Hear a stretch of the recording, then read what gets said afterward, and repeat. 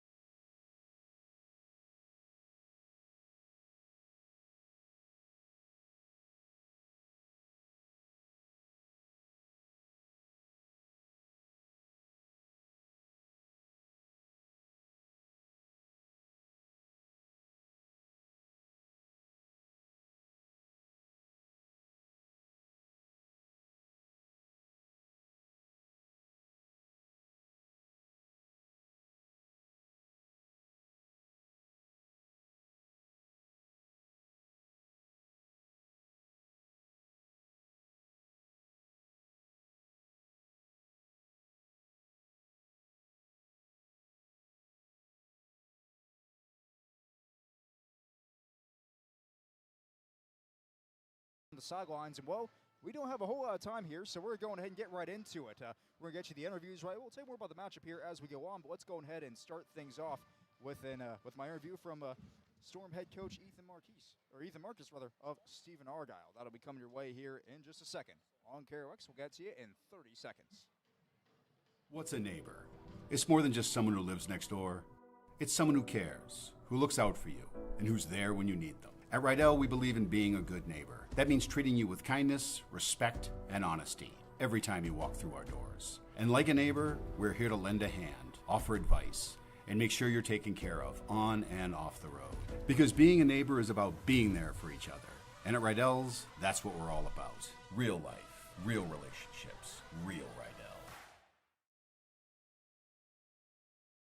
By Stephen-Argyle head coach Ethan Marcus. And Coach, thanks, of course, for taking the time with us today. And well, we got to see you earlier this season, a couple weeks ago, but what have we not seen from you guys this year as far as the rest of the season goes? What's your story? Well, I think the main story of the year is everything is very tight. It's very tight with strong competition, and that's certainly going to be the case today with Warren and our team here. They're very talented. They've got a lot of players, and it's anybody's game here. We got to be at our best today. For sure. So let's just talk about some things maybe that your team has been, working on the season. You said that it's very tight, but is there anything else that maybe is on the loose run or things you're still trying to fix heading into this game? Well, fix is one word, but just, constant improvement and trying to get better and better and better and stronger at the things that you do, and I would say that's probably everybody. So we're no different. We're trying to focus on, getting improvement in every way we can. For sure. So on the weekend or on Saturday, you guys are able to play against Kitson County Central. You guys beat them pretty handily, it looked like, at least on paper. But what was happening in that last game, and what went well for you guys in that one? Well, I thought we had a nice run effort, especially against Kitson Central. They traditionally are a strong run defense, just a strong all overall team. And they played us very well at defense in the regular season. And I felt like we had an improved effort there running the ball. So that really helped us out in that game. And, we had a couple breaks go our way with turnovers and these fortunate things that sometimes happen. So it was a good day for us. They're a good team. And, thankfully we got to have a big win over a rival team. For sure. So let's talk about your team this season as well. I mean, I know that you have a couple of seniors on the team, just two on this team this year, but how have those guys been sort of the leaders of this group? And then who are some of the other guys that maybe aren't seniors yet that have stepped up, and what have they done? Well, that's right. We have two seniors, Blaine and Darby, and we want them to be the leaders. We expect them to be the leaders and be doing the right things and leading the charge on the field. We have a group of 8 juniors, each of them contributing as well. And I don't know if I'd point at any individuals. We've had some that have played, I think, had a really nice year, and we want to elevate everybody. I don't care if you're in the 9th grade, 10th grade. We have Reed Rivard helping out with kicking.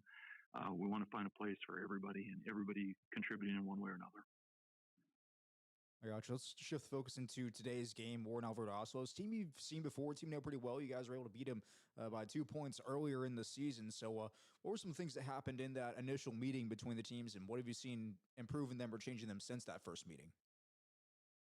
Well, I don't know. I think they've improved overall, just like I hope we have. And I don't know if we see a lot of changes. They've got a lot of seniors. They're talented players. They're a strong team, and it certainly was not a one-sided game in the regular season. I think everyone knows that. It was a come from behind fourth quarter, 2 scores in the fourth quarter win for us. So they are definitely more than capable of beating you. That's for sure. And that's maybe the main thing that we need to understand today is win is great, but that was a very tight win, and it easily could have went the other way here. So we need to be playing like we are the underdog, because in some ways we are. All right, so what have you been working on in practice this week, and how are we going to see that translate on the field today? We want to do the same as we did last week, and I would say just a general increase in strength. We want to perform better than we did in the regular season.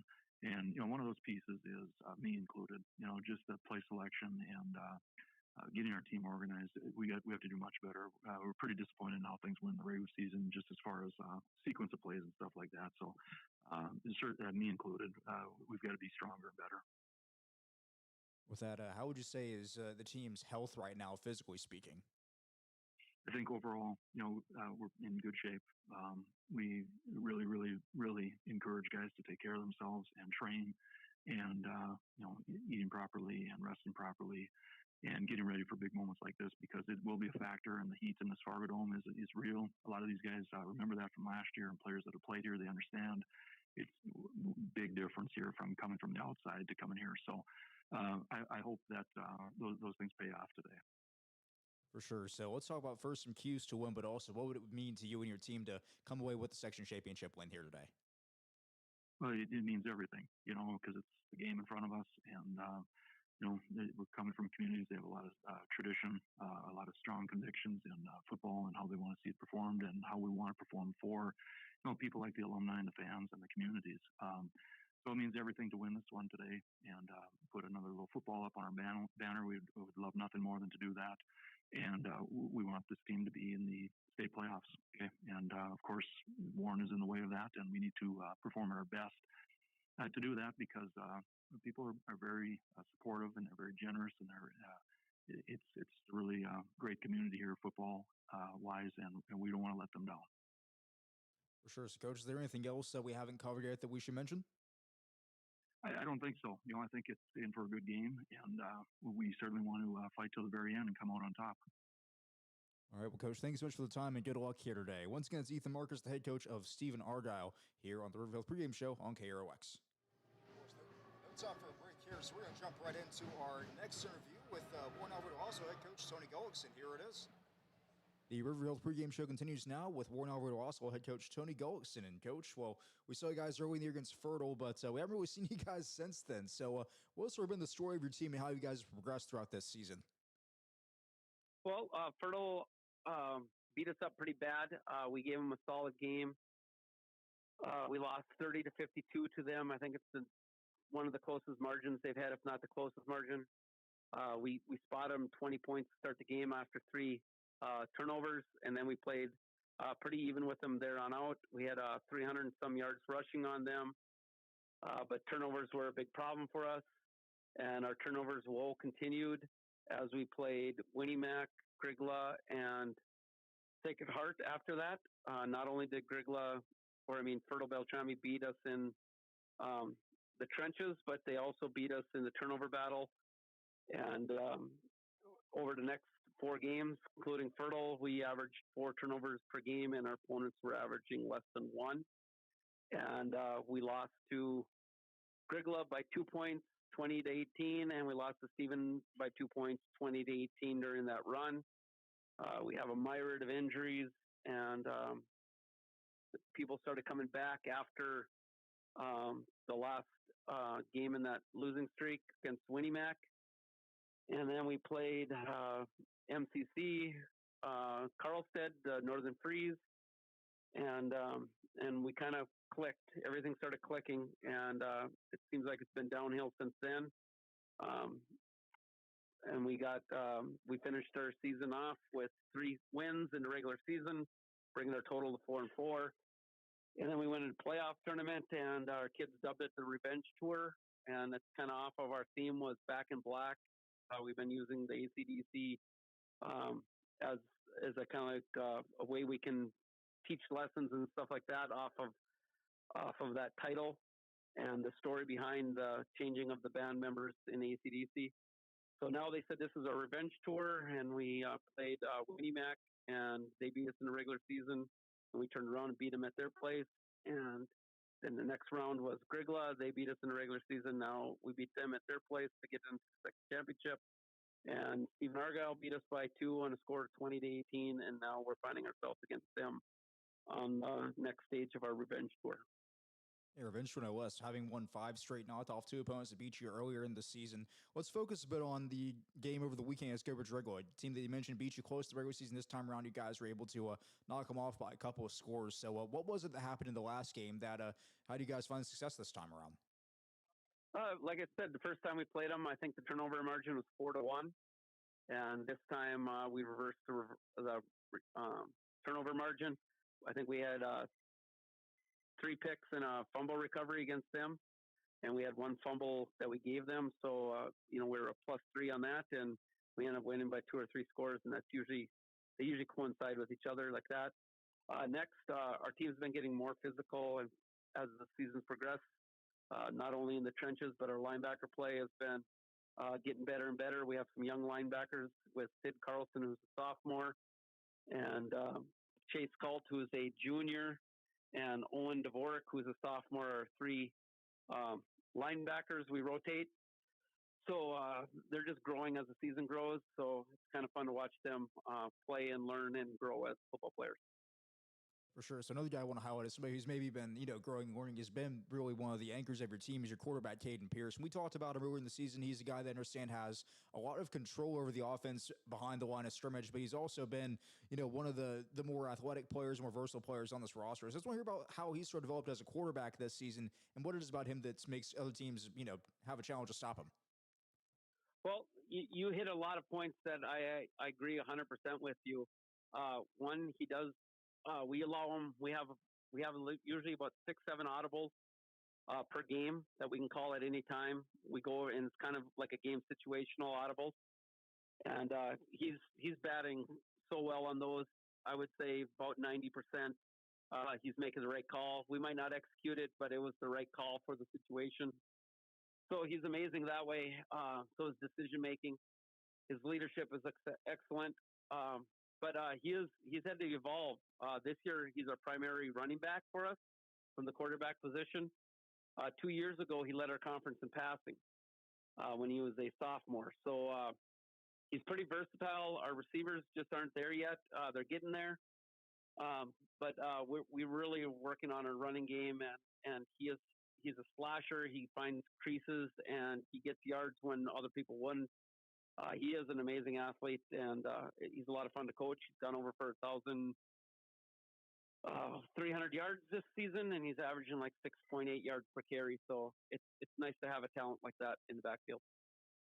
And a quarterback no less have those kind of numbers is pretty good. So let's focus the attention now on the game for the section championship. Stephen-Argyle's team you mentioned beat you guys close. I believe it was a comeback win in the fourth quarter. They stormed back late in that game, but in the turnovers, I know you said were an issue too, but what were some of the things that maybe led to the collapse in that one, and how did your team sort of handle that early in the season?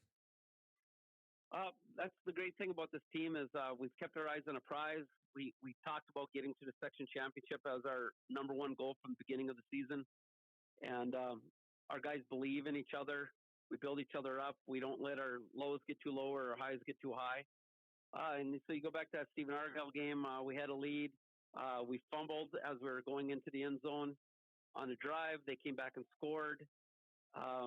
We made a stop, and then we had a chance to score at the end, and we fumbled the ball. So, again, that was the turnovers. I think that was 5-1 or 5-0. I think that game was. So, the ball better. Now, they did a few scheme things that threw us for a loop in the middle of the game, but we adjusted after a timeout. They do some stunts and some sliding of their linemen and cutting and stuff like that. And we made some adjustments. And our kids are they easily pick up on little adjustments that we can make around the game, and that's the beauty of this team as well as they're very coachable and they're a lot of fun. So when you got teams that can make adjustments and small changes that can make an impact to the game, it's a lot of fun. And that's what we did the first time we played them. Just came up short. For sure. And of course, now seeing them again a couple of months later, I'm sure that, like you guys, they're a very different team now than they were back in week 2 or week 3. So what are some things you identify watching on film that maybe they've gotten better, or things that they do well that you guys are going to have to combat? Their running back is a dude. He gets yards when there's no yards to be got. He can carry a pile, and he can break one at any point. So we got to get a lot of guys on him. We got to make sure we're containing him. Their quarterback, he's the one that kind of got us in that first game. He made a lot of running yards late in the fourth quarter, so we know he's capable of running. And they probably have the strongest passing game, which is kind of ironic, as Stephen-Argyle has been known as a non-passing team or pass when you need to team. And now I think they're probably, in our section, the number 1 passing team. So they're pretty diverse on offense. So we got to be disciplined. We got to be assignment specific. We don't need heroes. We need people to make plays in the position they're supposed to be in. So our practice this week, what are some things you guys have been drilling into the guys and maybe fine-tuning before this game, and how is it going to translate on the field? One, we're always working on our passing game because, that's constantly need to work. And we set time aside at all our practices for it. And, and we're going to set time aside for that so we can be a little bit more multifaceted. And one is they do some things really well. Their defense, they play that 5-2. That's been the tradition at Stephen-Argyle since I've been a 9-man.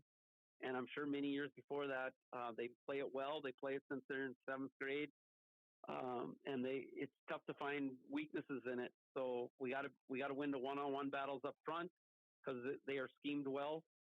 And we just got to accept a 3-yard gain's a good yard gain.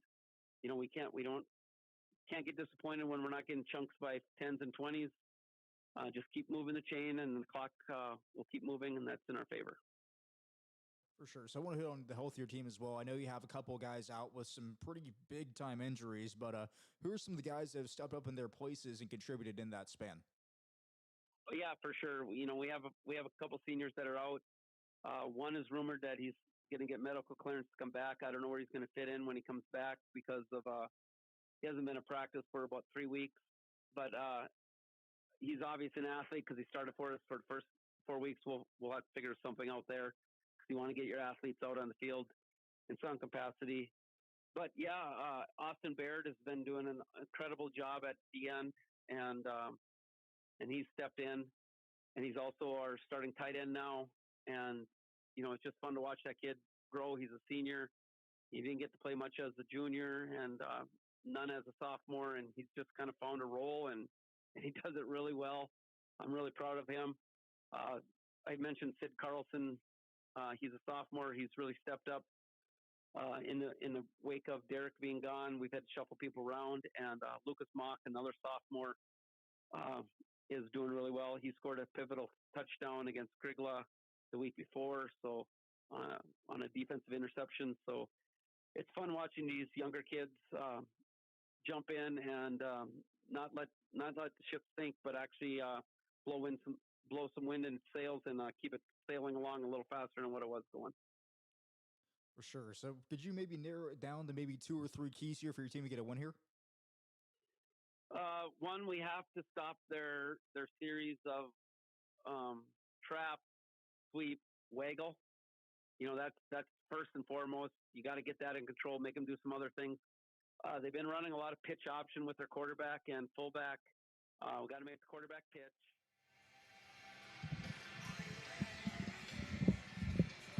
Well, we had to fade that one down there a little bit as we're getting close to the start of this here game between Stephen-Argyle and Warren-Alvarado-Oslo. And, we have ourselves a good one on tap here. And okay, yep, there we go. We're trying to get the audio right here. I think I'm too quiet, game's too loud. There we go. Yep. Let's see, do we sound okay here? That was the question. Yep, there we are. Music course loud here in the Fargodome, but should be a fun one here between Stephen-Argyle and Warren-Alvarado-Oslo Ponies will be kicking off here, kicking from the left-hand side to the right-hand side. The kicker will be number 14. That'll be, let's see, Duke Washington is the kicker. Returners for Warren-Alvarado-Oslo. Well, give him a second. It's a short, low-line drive kick that'll roll out of bounds at about the 30-yard line, and that is where the Storm will take over as they're led on the field now by their quarterback, Shea Setterholm, the junior. He's thrown the ball quite a bit this year, 28 times, 20 completions on 83 attempts for 5 touchdowns, but more growth on the ground. He's ran for 8 touchdowns and almost 700 yards this season. So he's had himself a pretty good year as the Storm offense roll with him. Storm's set up now on the 35-yard line. It will be a first down. The ball we spotted between the two hashes here. One back in the backfield will be Blaine Smith, one of the 2 seniors on the Storm roster. One receiver out to either side. It's Warren-Alvarado coming in motion this time. They'll toss to him. Right on Warren-Alvarado. Runs ahead for the first down, and a nice thunderous sound from the Storm fans. It's a gain of about 12 by Radon Warren-Alvarado. Storm with the chains here, and Warren-Alvarado, he's been productive on the ground as well this year. He's carried 41 times for 412 and 3 touchdowns. A lot of that just a couple of weeks ago in their game against Park Christian. The ball moves out now to the 47-yard line or so. First down for the Storm. A handoff again goes inside to Blaine Smith. And Smith is met by a host of Pony tacklers. No gain on the play this time. Caden Pierce on the carry. As Caden Pierce will be the one to make the stop there. The safety, I think that sounds a bit better. They're trying to get the audio working up here, folks. And Mike's been a little bit quiet on my end. And, well, it's going ahead and go back to the field. Okay, second down. Ball near midfield on the 49. Again, the back is Smith. He takes the pitch. He gets out to the near sideline, and he will run this one out for a gain of about 7 or 8. We'll see if they give him the yards for the first down. Blaine Smith on the carry. Blaine Smith, he's a 1,000-yard rusher this season, over 1,100 now after that carry. He's got 15 touchdowns on the year as well, does Blaine Smith. And one of the many productive ball carriers here for this Stephen-Argyle Storm team.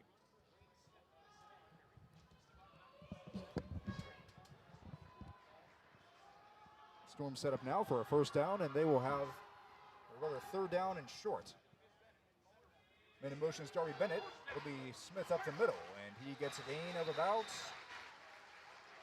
4 in the first down here as they'll move out across the 40 to the 39-yard line. Lucas Long on the tackle. First down. So now it'll be first down once again for Stephen-Argyle. And they'll move the ball well in this drive, a few positive runs.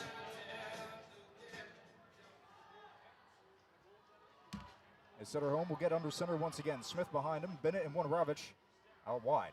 This will be a touch out to Warren-Alvarado. He has some space to work, and he will get out now near the 30-yard line, down to about the 33-yard line. On the carry. As Warren-Alvarado will push this one out for a gain of about, call it a gain of about 6 on this one. It'll be second down and about 4 to go here for Stephen-Argyle. 9:31 to go here in the first quarter of play. Stephen-Argyle on offense, Warren-Alvarado-Oslo on defense, as this Pony defensive unit has not been able to make a stop so far. Second down and 4. Bennett in motion. Handoff goes again to Blaine Smith. Smith sidesteps a tackler. Smith out across the 30. He gets the first down yardage too to about the 27-yard line. A gain of 5 and a first down run for Blaine Smith. He's been the bell cow, the workhorse over call it, the 5'11", 173-pound senior. Having a lot of space to work here as there's some subs coming in defensively for the Ponies. Getting a little bit bigger now as Matthew Johnson is re-entered the game. Big number 94. The 6'3", 300-pound junior making his play into that defensive tackle spot.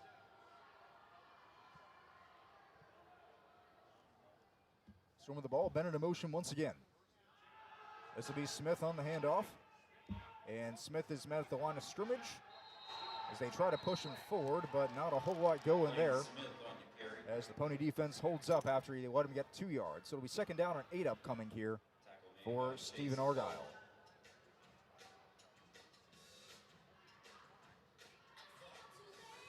Sutter Home comes back to the line of scrimmage here, getting another play call from the sideline, head coach Ethan Marcus.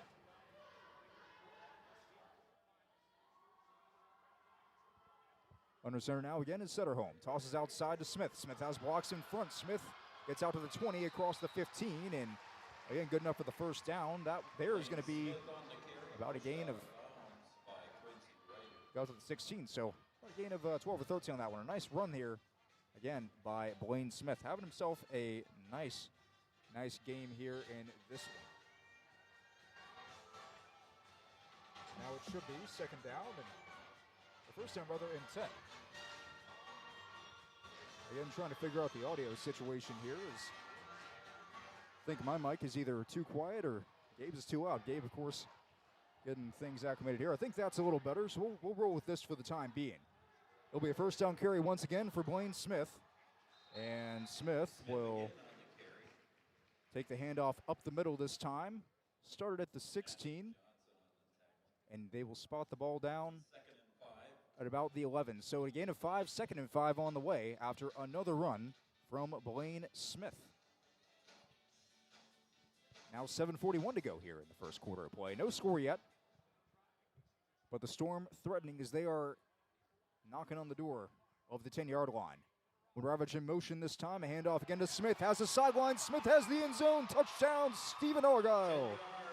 Blaine Smith, an 11-yard carry, puts the Storm on the board first, making it 6-0 with 7:25 to go in this first quarter of play.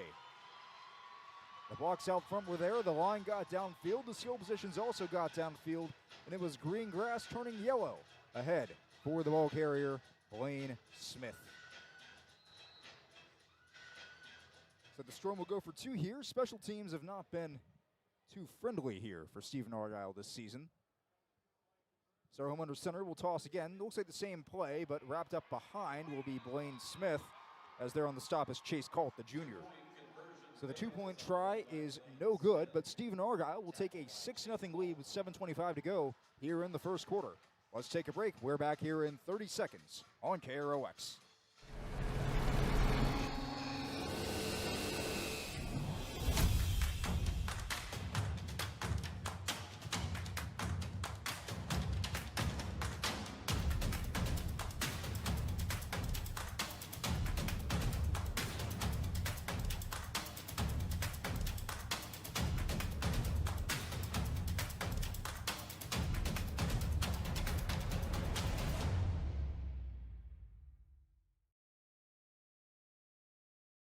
At the Fargodome, it was Blaine Smith from 11 yards out to score first for Stephen-Argyle.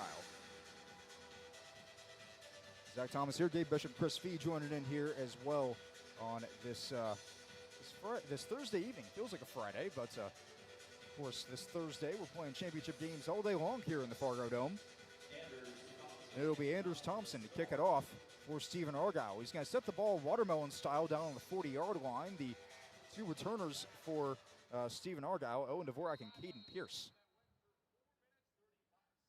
Thompson will kick this one. High end over and kick is fielded about the 20. This time it will be Pierce. Pierce has a seam up the middle of the field, and we tackle down near the hash rather at about the 40-yard line. So it'll be a nice starting field position here for Warren-Alvarado-Oslo.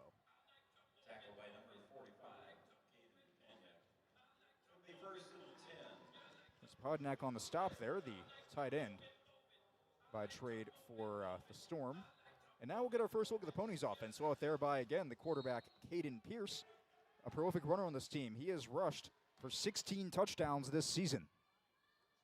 2 backs in the backfield behind him. Smith threatens the blitz. This is a keeper this time. Smith wanted a handoff to Dvorak, and he is met in the backfield, and he will be dropped for loss of yards. Rowan Anderson, Keenan Cernsky in there on the stop, and a late flag comes in as the teams mix things up.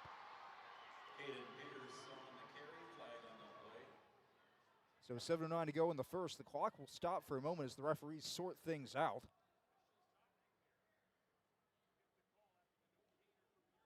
So officially, as of right now, no gain on the play.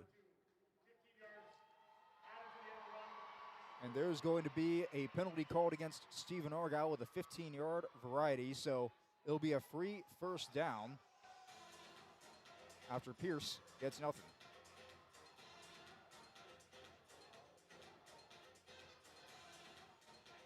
So it's the first down of the game for the Ponies by a penalty. Warren-Alvarado-Oslo only down by 6 here to start this game. It's their first possession, second play of the drive. Two backs in the backfield in the I formation. It is Dvorak and Lucas Mock back there. Handoff this time goes to Dvorak, and he is met at the line of scrimmage and pushed backwards. 3 defenders there on the stop.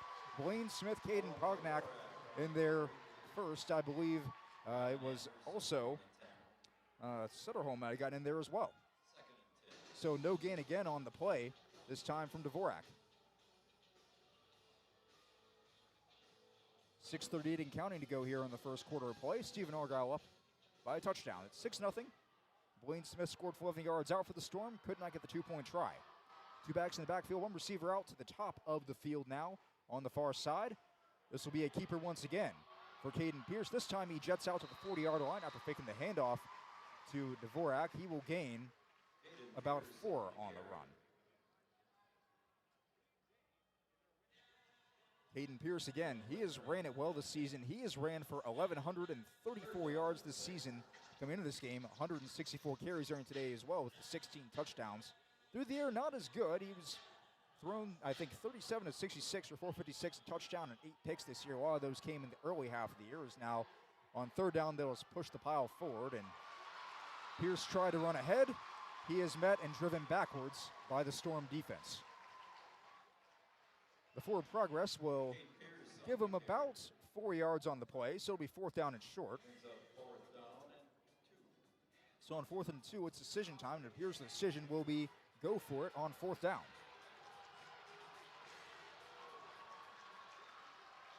As the Storm faithful start to make some noise here below us.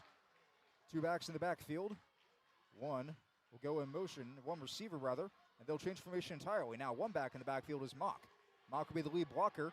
Pierce, the quarterback keeper, gets the first down out across the 32-yard line.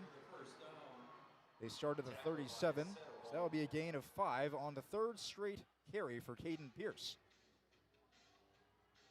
As Pierce has now run for 13 yards on the day from his quarterback spot. Pony offense resets now. Ball on the 31-yard line, 4:55 to go here in the first quarter of play. This will be a handoff to Dvorak. Dvorak runs into a crowd, and he will finally go down after gaining maybe a yard out to the 30. We'll see where they spot him, and they will say they're going to give him 2 at the 25. So Owen Dvorak gets his first or second touch of the day. Officially marked out at the 30. So 2nd down, 9 on the way for the Ponies. Again, they trail by a touchdown here, and these two teams have played earlier in the season. It was a close game early on when they played. 18-20 was the final score in favor of Stephen-Argyle. The Storm came back from down 2 scores in the 4th quarter following a couple of costly turnovers by the Ponies. It's on 2nd down. It is Pierce in the run, coming to the near side, and he will slide down across the 30 at the 29. So Pierce gains 1 on the carry. Blaine Smith will drag him down. So 3rd down and 8 on the way now for this Warren-Alvarado-Oslo Pony offense. Keenan Cernsky re-enters the game on the defensive line. Rowan Anderson will check out for Stephen-Argyle. There's a bit of confusion here as a couple guys trying to get in the right position. Noah Solacek making his way to the far side of the field. Dvorak out wide to the near side. Mock in the backfield. It'll be a keeper for Pierce once again. Pierce has some space, but it closes quickly near the first down marker. He gets out to about the 22-yard line, so it'll be a gain of 7. And 4th and short on the way. Pierce on the carry. It'll be 4th down and short. So now the Ponies down by 6, 3:10 to go in a quarter. This one has moved by relatively quickly. Neither team has attempted a pass yet, as we're now under the 3-minute mark in the first quarter. Play clock at 19. Game clock now under 3 minutes. One receiver split out to the near side. It'll be number 2, Noah Solacek. Two backs in the backfield. Pierce keeps himself. Pierce has space. Jump cut outside. Goes to the far side, and that'll be a long touchdown run of 21 yards for Caden Pierce to tie the game at 6 apiece.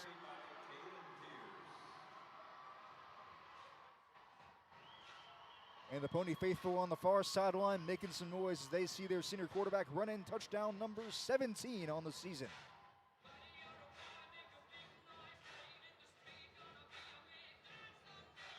Now for the point after try.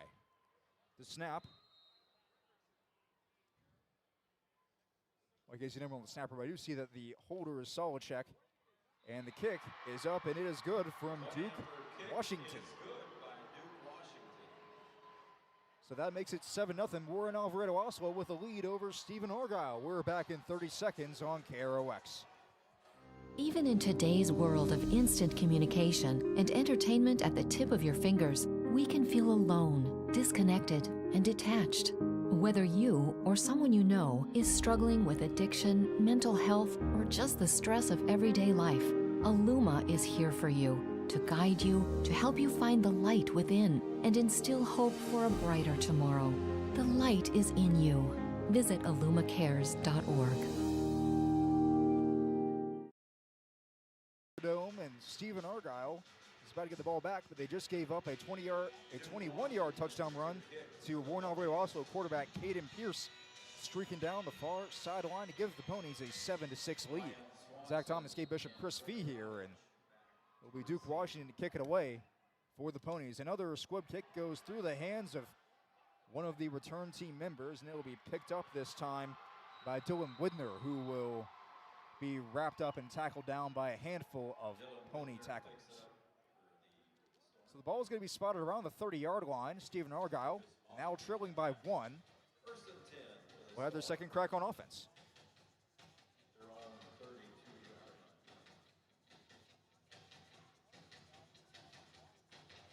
2:36 to go here in the first quarter. Setterholm out behind center this time, has Smith behind him and one receiver out to either side. Setterholm keeps himself this time, has a hole, gets out across the 35, now across the 40. It'll be a gain of about 7 or 8 here. We're going to give him 7. Setterholm on the carry, tackle by. Or they'll give him 8. So we got to the 40 and they will mark him there. So second down and 2 on the way.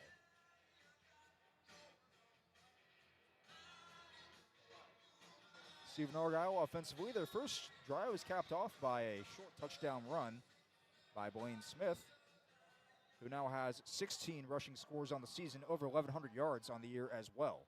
Darby Bennett now comes in motion from his wing spot, and Setterholm drops back to pass. He's got a man streaking down the field. It's Warren-Alvarado with a catch. Warren-Alvarado has nobody in front of him, and that is a touchdown for Stephen-Argyle. Right on Warren-Alvarado, a 60-yard catch and run. Puts the Storm back ahead. Well, wide open, and that's actually sometimes a tough pass because your receiver's so wide open. But what Setterholm threw it right on the money, catching it in stride was Winterovich, and a big answer there by Stephen-Argyle. They're now up by 5 are the Storm with 1:51 to go in the first quarter of play. They'll go for 2. A wing to either side. It's Warren-Alvarado on the far side, Smith in the backfield, and Bennett on the near side. Bennett goes in motion again. Another pass on the way. Setterholm throws back to the end zone and finds Caden Pognack for the 2-point conversion. Makes the lead 7, now 14-7 in favor of Stephen-Argyle. We're back in 30 seconds on KROX. Shopping for groceries is easier than ever with Hugo's Family Marketplace. To simplify life, Hugo's offers convenient online shopping with delivery or curbside pickup at gohugos.com. Even better, shop on the go with the Hugo's Family Marketplace smartphone app. Download e-coupons, recipes, grocery lists, weekly ads, and place your grocery order right from your phone. Save time and save big with Hugo's Family Marketplace, your hometown grocer since 1939. You're gonna find more low prices, more great stuff when you go to Hugo's. So far, 3 drives, 3 touchdowns, as Stephen-Argyle has a 14-7 lead following a 60-yard bomb to Radon Warren-Alvarado. Zach Thomas gave Bishop Chris Fee down on the sidelines, and, well, it was a perfect throw and a perfect catch there between Setterholm and Warren-Alvarado there to put those points on the board. Give Stephen-Argyle the lead back. Well, in big games like this, it's important on how you respond after somebody scores or something big happens, and Stephen-Argyle responded in a big way to take that 7-point lead, 14-7, and a very entertaining first quarter, that's for sure. A drive that took them less than a minute, just 2 plays on that drive. As now Blaine Smith will set to kick it away. Smith, spiraling kick, gets down to the 30. It is picked up and returned for a couple yards that time by Noah Solachek. And the Ponies will start things off here near the 40-yard line. They'll spot it at the 35, or the 39 rather. Dylan Widner to stop it. Widner plays linebacker. He also plays tackle, guard, offensive line. We're going to call it here. He's the Swiss Army knife. He does it all. That's a good way to put it. 4 receivers in the formation now for the Ponies. And it's Pierce alone in the backfield. Jet motion here. Whistle blows and a flag. Do they have too many guys in the field? Because there are a lot of bodies out there. As this one will go against Warren-Alvarado-Oslo.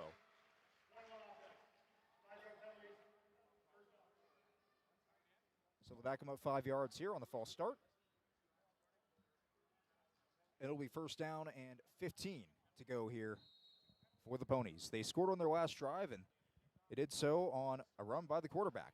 Caden Pierce, he's been the man to do it really all season long through the ground. The offense runs through him. As a first down snap is low, but Pierce picks it up, wants to scramble this time, and he will get back near the initial line of scrimmage, maybe a yard shy of that at the 39. So it'll be, he gets 5. Second down and 10 on the way here after Pierce scrambles for a few. Well, Pierce is one of those talents. He's a big, strong, athletic guy, and when he's carrying the ball, he's able to get some extra yards just by his size, and it looks like we have one of the linemen for Stephen-Argyle is out getting looked at, maybe a stinger on the shoulder, and it looks like he'll be back in shortly here. 5 down linemen here in the formation as the handoff goes to Owen Dvorak. And Dvorak on the left side will trudge ahead for a couple of yards. Be third down and 7 or 8. Officially 7. So gain of 3 there from Owen Dvorak.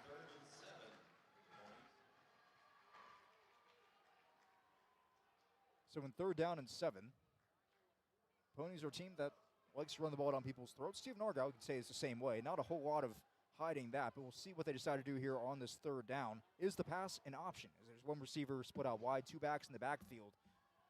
And Dvorak and Lucas Mock, one to either side of Caden Pierce. Pierce under pressure, flushed out, throws this one complete. Down the sidelines, a nice catch made by Noah Dvorak, the tight end. He gets out to the 40-yard line. So that gain gets about 22 yards. Well, he was able to find the receiver on the near sideline, and Coach Marcus for Stephen-Argyle just happened to be looking at him after the play, and he was not happy with his defense on that one. 22 yards in the catch and run this time for Noah Dvorak.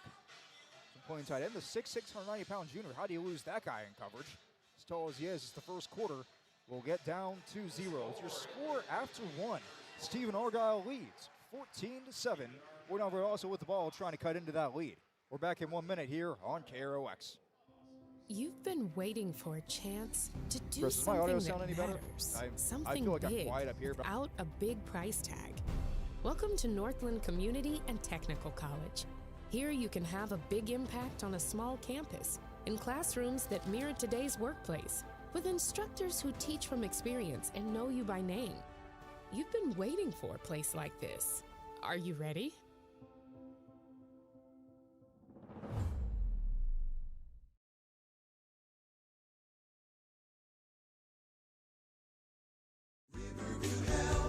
Exceptional people, exceptional care. The team at Riverview Health is getting stronger to serve you better. Riverview Health is pleased to welcome orthopedic surgeon Dr. Brennan Smith. Dr. Smith specializes in joint replacements and sports medicine. Dr. Smith is now seeing patients at Riverview Clinic in Crookston, East Grand Forks, and Thief River Falls. You know you'll be in good hands with Riverview Health when you need specialized care. For appointments, call 218-281-9595. In the Fargodome for the start of the second quarter. Warren-Alvarado-Oslo trailing Stephen-Argyle by a score of 14-7. Ponies, though, with the ball and driving. It was a third down conversion, a 22-yard catch from Noah Dvorak to get the Ponies in the position they are now, with the ball spotted at the 37 of Stephen-Argyle.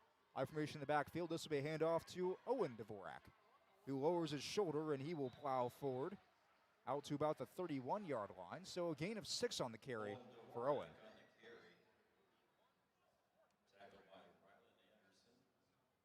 Anderson on the stop that time.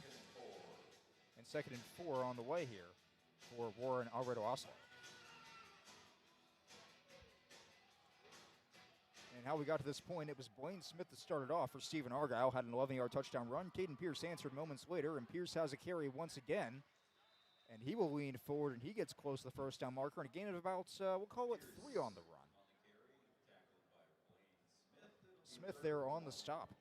But every drive so far has ended in a touchdown for the team with the ball. So it's been a pretty positive showing here so far in this one.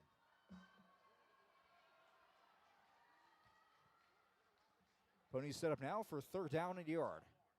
Pistol set now. It'll be Dvorak next to Pierce as they'll shift formation once again. Noah Dvorak now coming to the far side. And again, Caden Pierce will keep to the far side. Pierce will lower the shoulder, gets the first down yardage. And again, Caden Pierce on the ground has been nearly unstoppable today.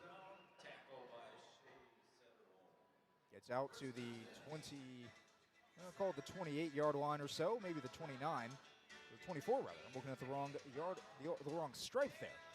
Regardless, a nice run of about 3 there for Caden Pierce. Get another first down for the Ponies. Everybody in tight to the line now.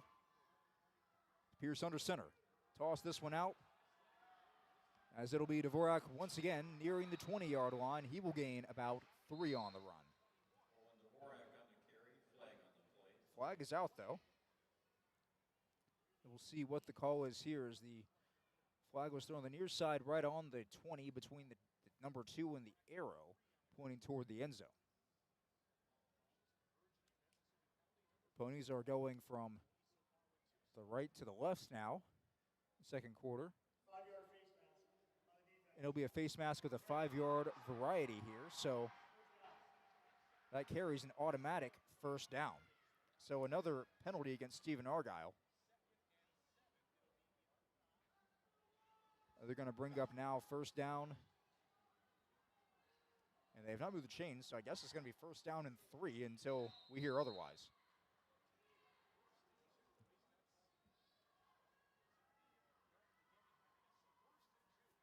Next to the quarterback, Pierce, is Lucas Mock. Pierce, he's going to cut back across formation running this time, has his space to work. Pierce sidesteps a man. He's in the end zone again. Touchdown. Warren-Alvarado-Oslo, the 2nd touchdown run from Caden Pierce. Make it 18 on the ground for him this season. Oh, what a run by Pierce, and he looked like he was going to be brought down at about the 5-yard line, and he just gave a little sidestep and then went right in, but a nice mixture of speed and athleticism and size, and Pierce gets his 2nd touchdown of the game with a chance to tie it up here for Warren-Alvarado-Oslo. Kicker again is Duke Washington. Snap is good, the hold is good, the kick is up, and somebody got a hand on it, but it still goes through the uprights. And the man who blocked it that time, Dylan Winder, can't believe it as he will run to the sidelines, almost shrugging his shoulders after that one. I have never seen that before. It was a good hand on it, and it started fluttering, and it hit off the top of the crossbar and bounces in. All right, so Caden Pierce gets in, I believe, from 13 out, if my math is right there. And that ties the game up at 14 apiece. We've got a good one here in Fargo. As let's just go ahead and keep it right here. I mean, it's been a shootout, to say the least, so far. 4 drives, 4 touchdowns. Caden Pierce scoring twice for the Ponies. For Stephen-Argyle, it was Blaine Smith to start things off, and after that, it was Warren-Ravitch on a long touchdown. And Warren-Ravitch, second play of the drive. We'll see if we get another explosive play here from Stephen-Argyle to start off their first drive of this quarter. Oh, I have a feeling this game might come down to extra points, and Washington kicking 2 extra points has them tied up here. Yes. And they were able to, Warren-Alvarado-Oslo was able to get the stop on that 2-point conversion after the last Stephen-Argyle.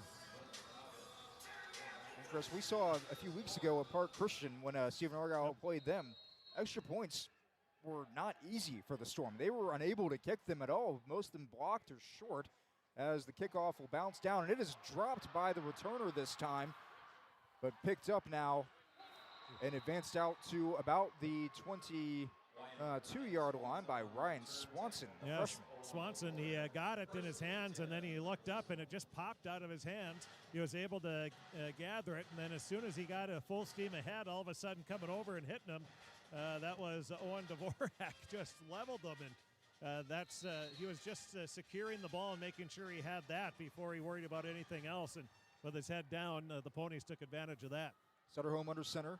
It's Bennett and Warren-Alvarado at the wings. Bennett comes in motion now, and this will be a jet handoff, it looks like, to Warren-Alvarado, who cuts back to the near side. He was trying to go down the middle of the field, but the space closed, cuts back over toward the near sideline and gets out of bounds near the 30-yard line. So, boy, Warren-Alvarado, he's shifty there. He showed it. He looked like a water bug, just zigzagging all around. It looked like it was a broken play right away, and then somehow he makes it into a gain of about 7 yards. 7 yards for number 7 now. A second down and 3 is on the way. Ball spot at the 29-yard line, closer to the near side hash.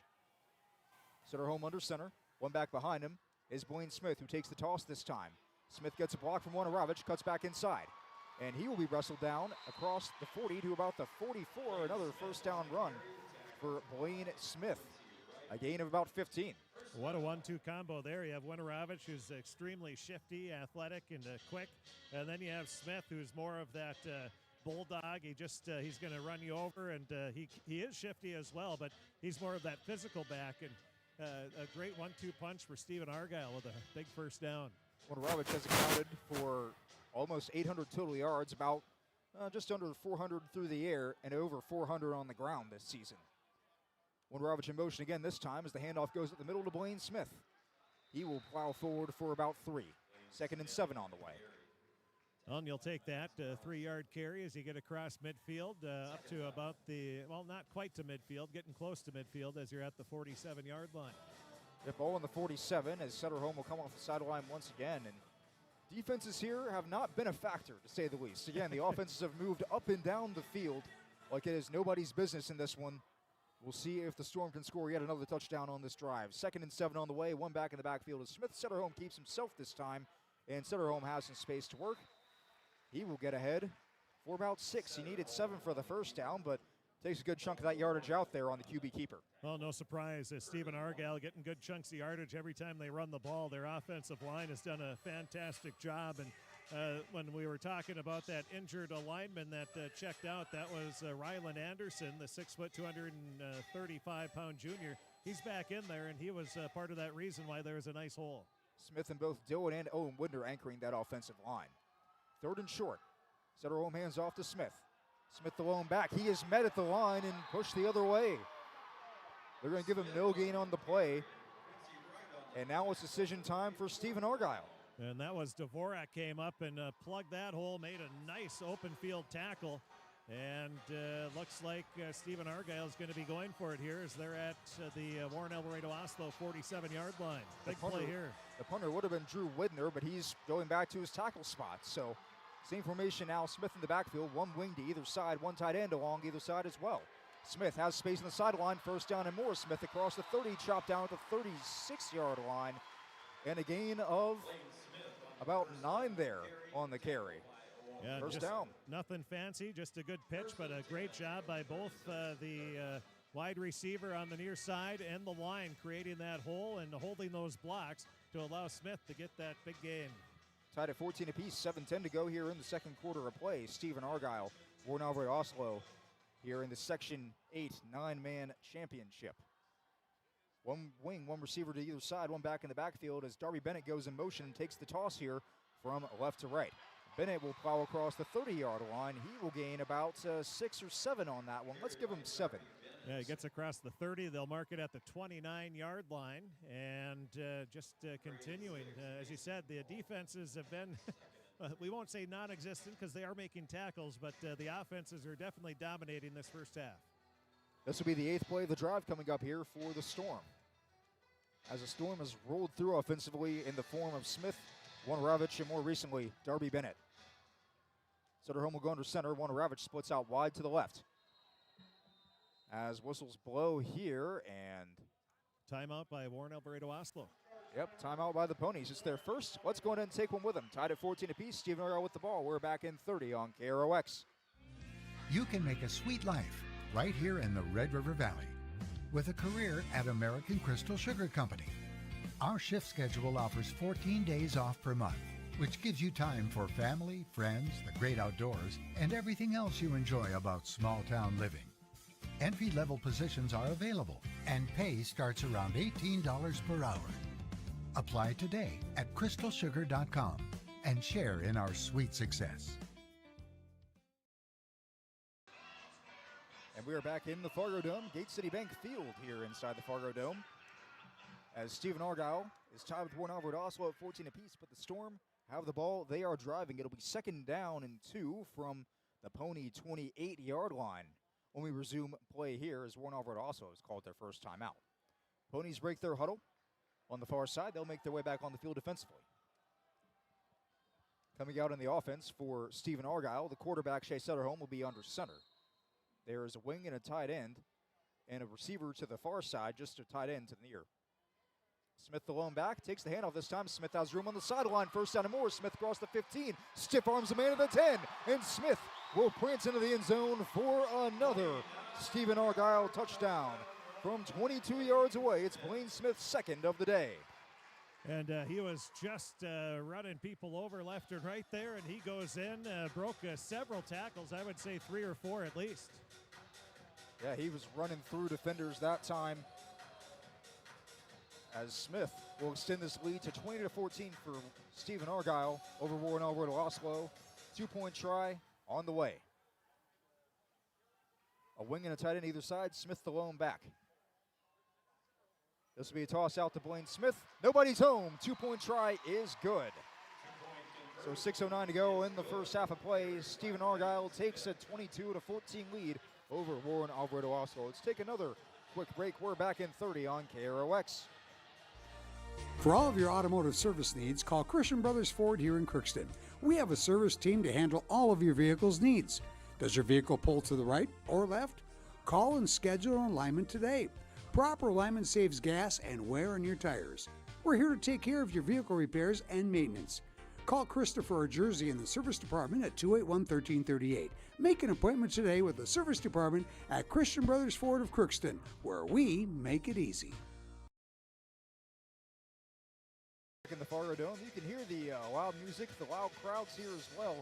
It is a great place to watch some high school football. Stephen-Argyle just scored on a Blaine Smith 22-yard touchdown run with 6:09 to go here in the second quarter, giving the Storm a 22-14 lead over Warren-Alvarado-Oslo. Zach Thomas here, Chris Fee down the sidelines, Gabe Bishop up here in the booth as well. Hope to have him join here shortly as we're getting ready for another kickoff. It's been 5 drives, 5 touchdowns in this game so far. Both teams' offenses have been rolling. Defenses, however, not so much. As Blaine Smith will get ready to kick it off once again. Owen Dvorak and Caden Pierce back deep to return at about the 15-yard line for the Ponies.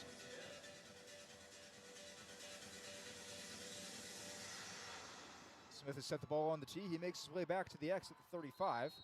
Whistles blow, sweep of the leg, and we are underway here for the next possession. The ball is dropped, though. It's on the ground. It's a fight for it. Who's got it? There is a dog pile on the field, and based on the body language and the referees, they're going to say it belongs to Warren-Alvarado-Oslo. So a scare there on the muffed kick by Noah Solowchek, but the Ponies will maintain possession, and they will get the ball on their own 35. Well, that would have been tough if you're Warren-Alvarado-Oslo if you lose that fumble, but they're able to jump on top of it, and they'll have some pretty good field position to start this drive. That they will, and again, these teams have seen each other early in the season. Back in week 2, they played. It was a 20-18 game in favor of the Storm, coming back from down 14 points. So you figure a pretty even match here as Pierce will take down to Dvorak, and he will keep it himself for a gain of about 3.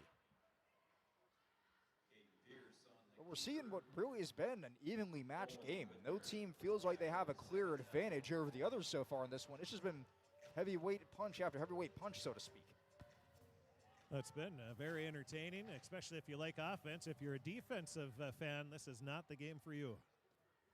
No, it is not. So on second down, it'll be two backs in the pistol set, and it'll be a receiver and tight end in the formation as well, as they both trade over to the far side of the field. They'll shift down. It'll be a keeper for Caden Pierce once again, and Pierce will get out to the 40, but no further. Gain of 3. Well, a good job by the Stephen-Argyle defense that time. They were able to get over there and in on the tackle. One of them was Dylan Widner.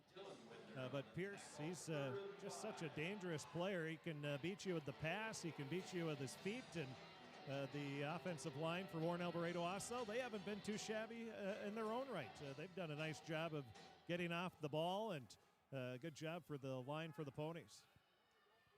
Third down and 5. One receiver out to the far side, a tight end on the near side, and backs in the pistol set. Pierce looks like he wants to keep it this time. He will cut back, and he will be met in the backfield. Nowhere for him to go as that time a couple of defensive linemen get home. Keenan Cernsky, the first one there.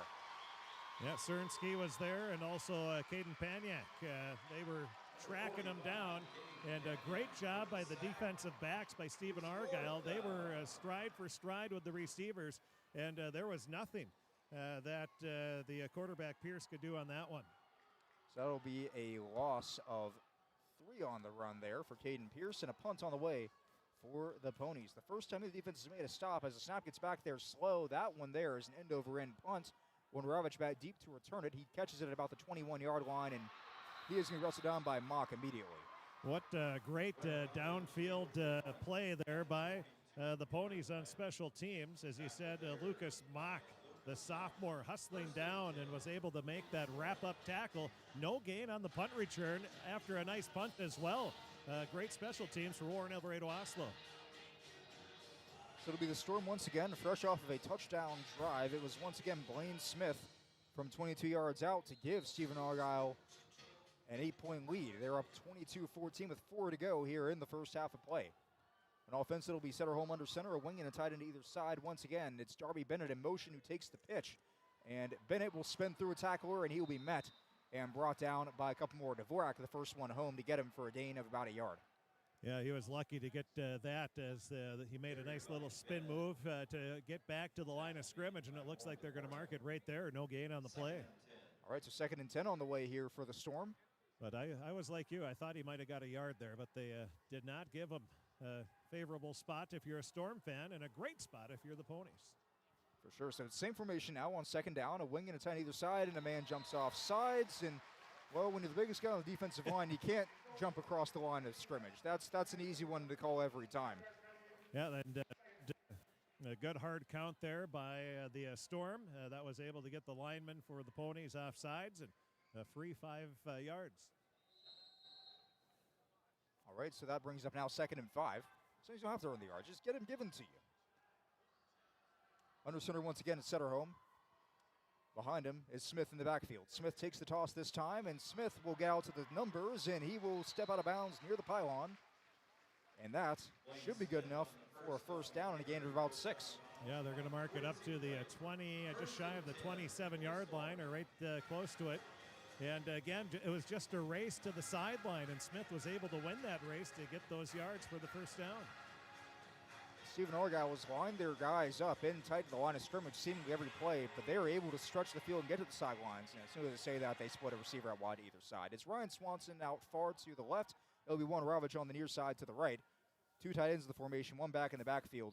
And the gun, as it'll be setter home to keep it himself, and he will be met in the backfield. He grabbed and wrestled down that time. Austin Baird gets home for the sack.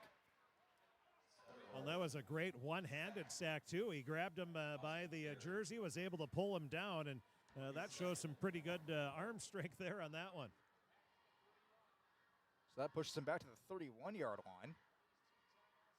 And that sack will lose 2 yards. 2nd down and 12 on the way for Stephen-Argyle. 2:40 to go here in the first half of play. The Storm have an 8-point lead, 22-14. They also have all the timeouts for what that's worth.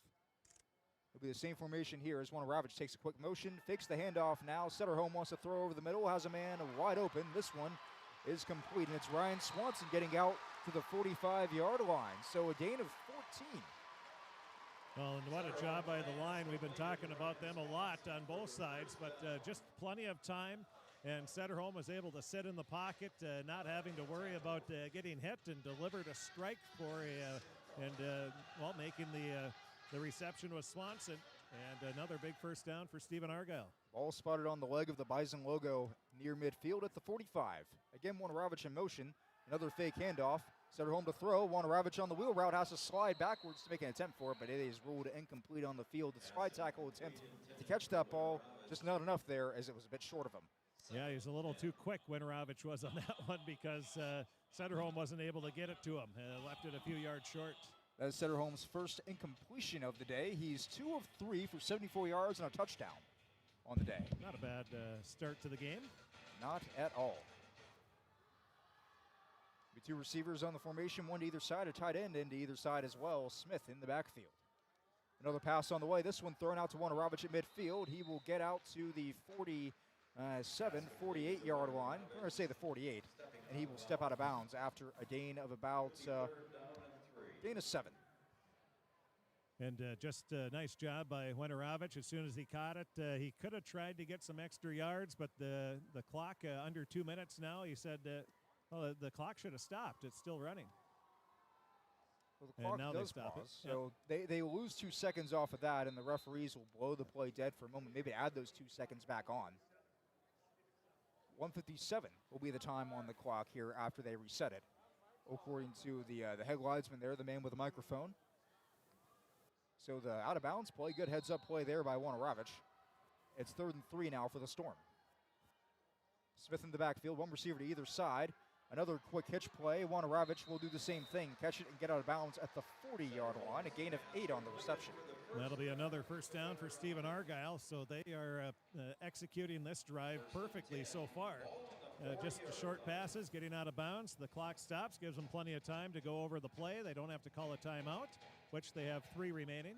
You want to save those and not use them if you don't have to. That they do. So now with a fresh set of downs and the ball at the Warren-Alvarado-Oslo 40-yard line, all 3 timeouts. They've got an eternity here if they want to take it. Everybody inside to the line of scrimmage, a tight end and receiver to either side. Bennett goes in motion this time, out of the backfield. It'll be a pass once again. Sederholm looking again for Warren-Alvarado, catches it, but the knee is down, so the play will end right there, inbounds. The clock will wind, and it's a gain of about 4 on the reception. Yeah, up to the 36-yard line, and you nailed it. As soon as he made the catch, his knee was on the ground, so he wasn't able to get out of bounds, and the clock's still going. It'll be 2nd down and about 6. A throw to the other side this now, finding Swanson, and Swanson will get the necessary yards and maybe one more. A gain of 7. This is one of the more impressive 2-minute drill drives I've seen from a high school team. They are just executing it perfectly, going to the sideline to sideline and finding different receivers. That time Swanson, as you said. This will be the 10th play of the drive for Stephen-Argyle. 1:28 left on the clock. All 3 timeouts still in the back pocket of the Storm as there's one receiver split out to either side. Smith now in the backfield. Sederholm takes a snap. Pump fakes once. Throwing near side wants Warren-Alvarado. This one is broken up.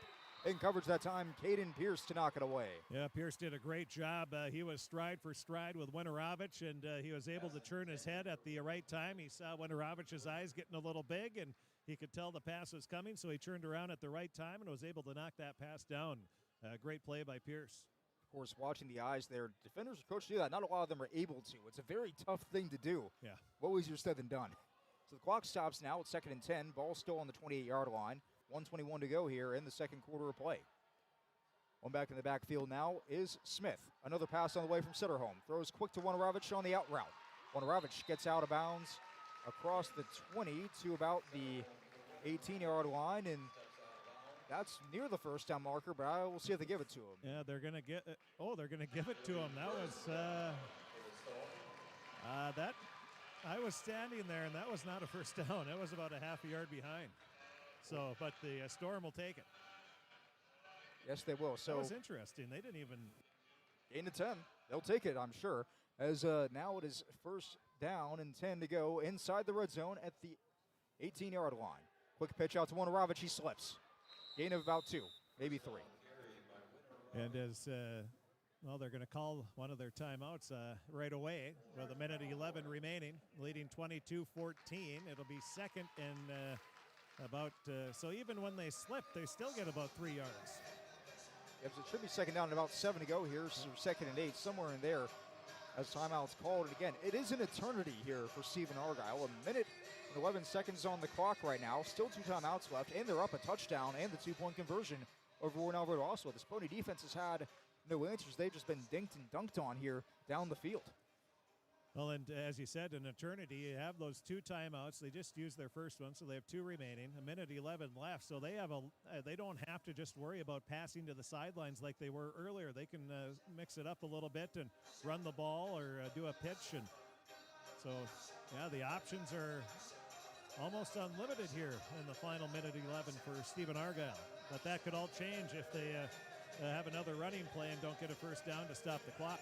And we're in Blaine Smith territory, too. He's had one of 22 and one of 11 in this game. We're inside the red zone now, so this may be the area of the field they want to start to use him some more in.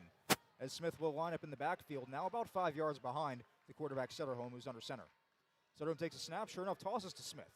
Smith will run ahead, and he will run right into the arms of a Pony defender. That time it's Max Carlson, or pardon me, Quincy Wright to make the stop. And there's another Stephen-Argyle timeout. Yep, another Stephen-Argyle timeout after the gain of 6 for Smith. So 3rd and 4 will be coming up here. The ball will be spotted on the 12-yard line. And the Ponies, they have got to have a stand here defensively to keep this game at 1 score. Again, we're pretty sure that Stephen-Argyle is not going to kick it today. They didn't kick it with success earlier in the season when we saw them play. They've gone for 2 every time they've scored a touchdown here in this one. So a 3rd down stop is crucial. A 4th down stop even more so for the Pony defense if they can get it now with 1:02 to go in the first half. And I want to see a play call if they do get it down, let's say inside the 5-yard line. Do you bring the 6'10 Carlson across the middle on a tight end drag type of thing and just lob it up to him for a jump ball? That's what I would do when you got a 6'10 kid out there. Yeah. And, I'm sure that's what they're one of the options. You can't hide him. Jake Carlson, 6'10", 222-pound junior. He's only caught 4 passes for 28 yards this season. Maybe a bit of a surprise to some casual observers who just see a giant man on the field. Especially when he's standing next to Swanson. Yeah, and he has not scored a touchdown this season either. He will be in his tight end spot. Warren-Alvarado next to him. Smith, the lone back in the backfield now as Bennett goes in motion again to the near side. Toss goes out now to Blaine Smith. He is wrapped up and tackled from behind. Lucas Mock gets him for a loss of yards, and a big play made here by the Warren-Alvarado-Oslo defense, and a timeout called again by Stephen-Argyle, their final timeout of the half. What great pursuit there by Mock. He was able to get through, and he made that tackle. A sure-handed tackle brought him down, and a huge play there for Warren-Alvarado-Oslo. A loss of 2 on the run there from Blaine Smith. I believe that's the first negative play here for Stephen-Argyle today. And we're almost through the first half. It's been a very impressive offensive showing for the Storm here. That's for sure. And this is, pointing out the obvious, but on 4th and 6, they're at the 14-yard line in Pony territory. If you can punch one in here and take a 28, 29, or 30-14 lead going into the half, Stephen-Argyle would have all the momentum in the world going into halftime, that's for sure. But if the Ponies stop this drive, they're going to have a lot of momentum and only being down by a score and a 2-point conversion. And the Ponies, too, we should mention, I believe they will get the ball here coming out of halftime. So it's 4th down. The Storm will go for it. One receiver to either side, Smith in the backfield. They fake the toss. They hand it off to the tight end, Paniak, and he does not get there. Paniak got it, and then right as he was getting ready to make the cut, he slipped, but I don't think it would have mattered anyway because the Ponies, they had that defense. There we go. And they had that defense very well and were able to get the stop there, and that is a big defensive stop for Warren-Alvarado-Oslo with 53 seconds left in the half. It's a 15-play drive that gets in the red zone, but not the end zone. Now 53 seconds left. We'll see how aggressive the Ponies want to be. Again, they get the ball back coming out of halftime, and they're only down a touchdown, 22-14. One back in the backfield now. It will be Mock. The keeper goes to Caden Pierce. Fake the jet sweep, and he will just cover the ball up this time, and he gets out now across the 15. So a gain of about 3 on the run there for Pierce is what he's done all day. Yeah, they'll mark it up to the 17. He tried to go right. There was no room there, so he bounced it off to his left and was able to get, about 4 yards. And I think they're in no hurry to run a play here. This might be the last play of the half. They have to run one more play. The play clock at 19, the game clock at 23. So we will see one receiver split out to the near side of the formation and close to the line of scrimmage. 2 backs in the backfield in the pistol. Pierce slowly rolls out like he wants to throw. He's just going to chuck one up out of bounds. A risky play there by Caden Pierce. You don't see him do that too often. And the clock will stop at 9 seconds. And I don't know if that was a smart player. It was smart on his behalf if he did a shovel pass out of bounds where there's nobody there. But at the same time, if you're looking at just being done with the half, you probably want to just go down with it. But again, that's not in most competitors' minds. It's not how do we just end it here. It's how do we make the play. And they're going to take a knee this time, so maybe should have slowed down the last play.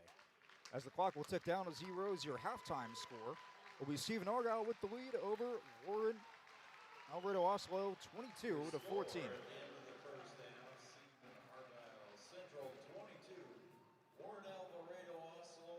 So with that, Chris, we're going to toss it down to you here in a moment. I think trying to get a coach over here. Chris walking to the far sidelines, trying to get a hold of Tony Gullickson, head coach of the Warren-Alvarado-Oslo Ponies. We'll see if Chris can get him now.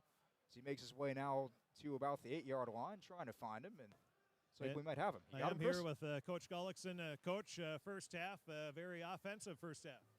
Yeah, for them more so than us. It seemed like they got a little advantage. I think they're winning the trenches, and that's something we have to adjust.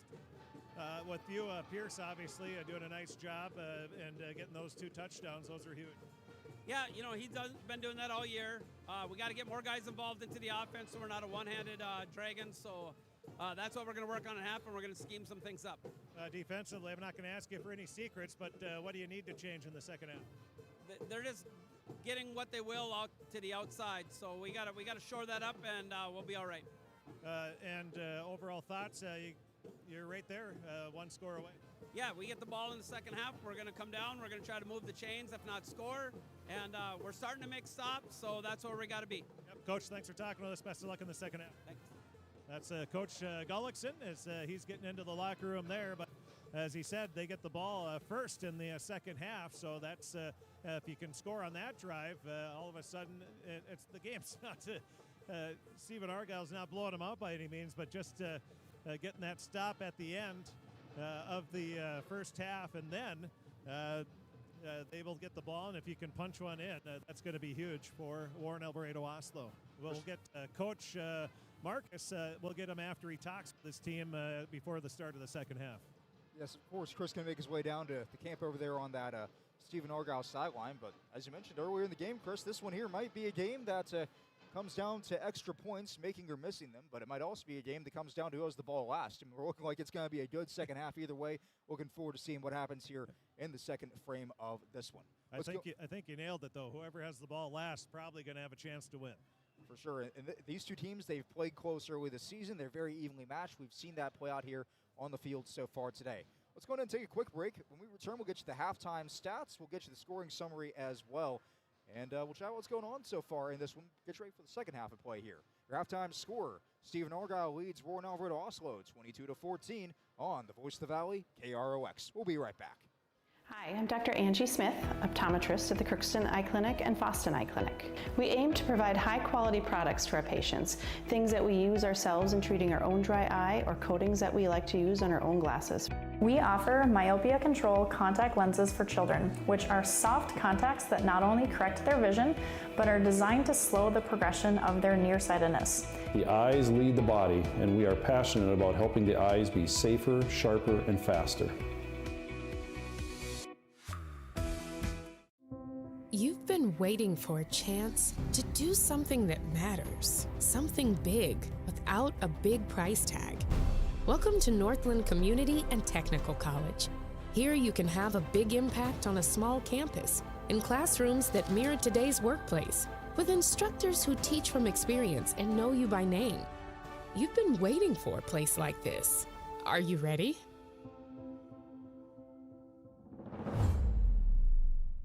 Farming today doesn't always feel the same way it used to. Then again, some of it feels all the same. Maybe it isn't so much the jobs that changed, but how they get done. Now that's a different story. Efficiencies are critical, which is why you need a lender who will find the right loan structure for a strong financial future. You need a lender to look out for your whole farm operation. Ag Country. With the fall season right around the corner, Grove Mechanical in Crookston is ready to prepare you for winter. They suggest having your heating system serviced regularly to keep things running smoothly. A skilled technician will clean and service your heating equipment to ensure safe and efficient operation. It's never too early to get ready for the upcoming winter season. Before the cold sets in, call Grove Mechanical today, your hometown heating and cooling professionals. Give them a call, 218-281-3863, or visit their website, grovemech.com.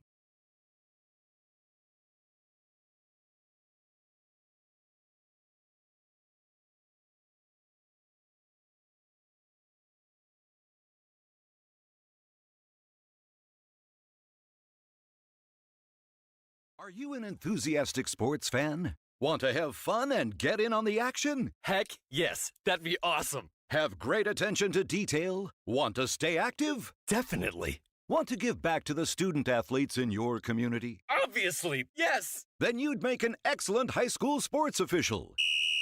We need more officials in Minnesota, because with no high school officials, there are no high school sports. Sign up today at highschoolofficials.com.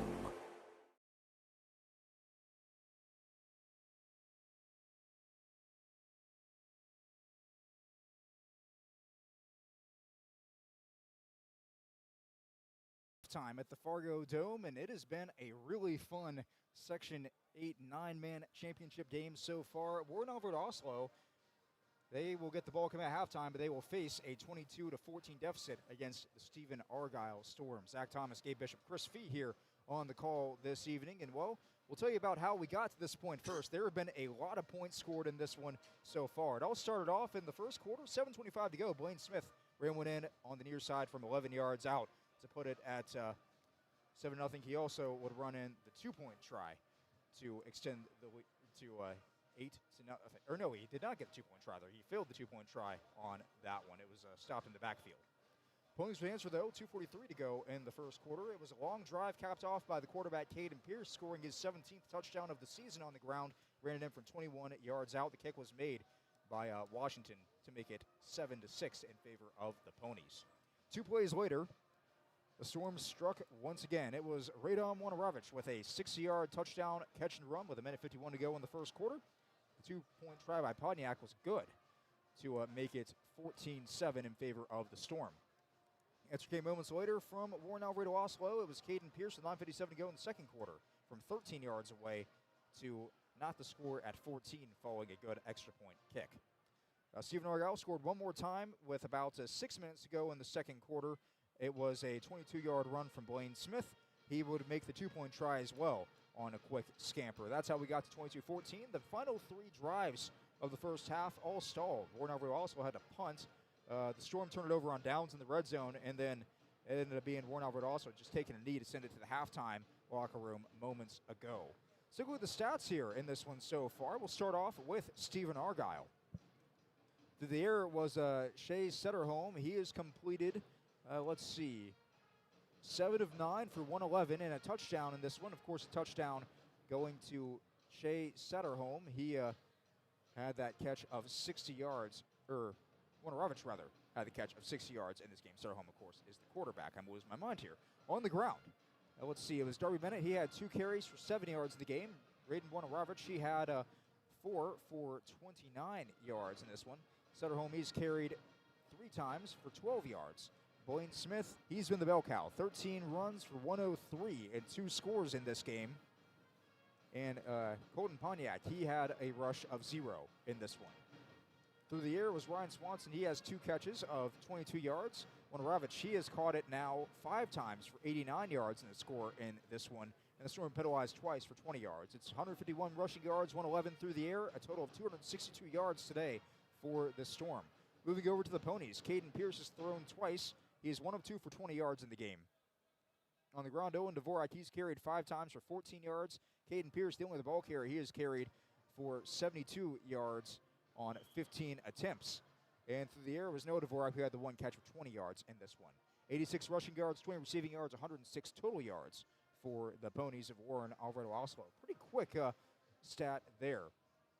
Those are the halftime stats. The second half coming up here in a few minutes or so as we see the teams for the next game starting to warm up. The Red Lake County Rebels on the field, as well as Manobin Wob and the Thunderbirds getting their stretching done here on the right-hand side of the field. A lot of the guys already in full pads for the Thunderbirds. We saw them, of course, over the weekend, and they had a very dominant win over Polk County West in the section semifinal round just a few days ago. But with that, let's go on ahead and we'll take another break, and when we come back, we'll bring you the second half of action, and Chris will try to catch up with Ethan Marcus, the head coach of the Stephen-Argyle Storm. We're back after this on KROX.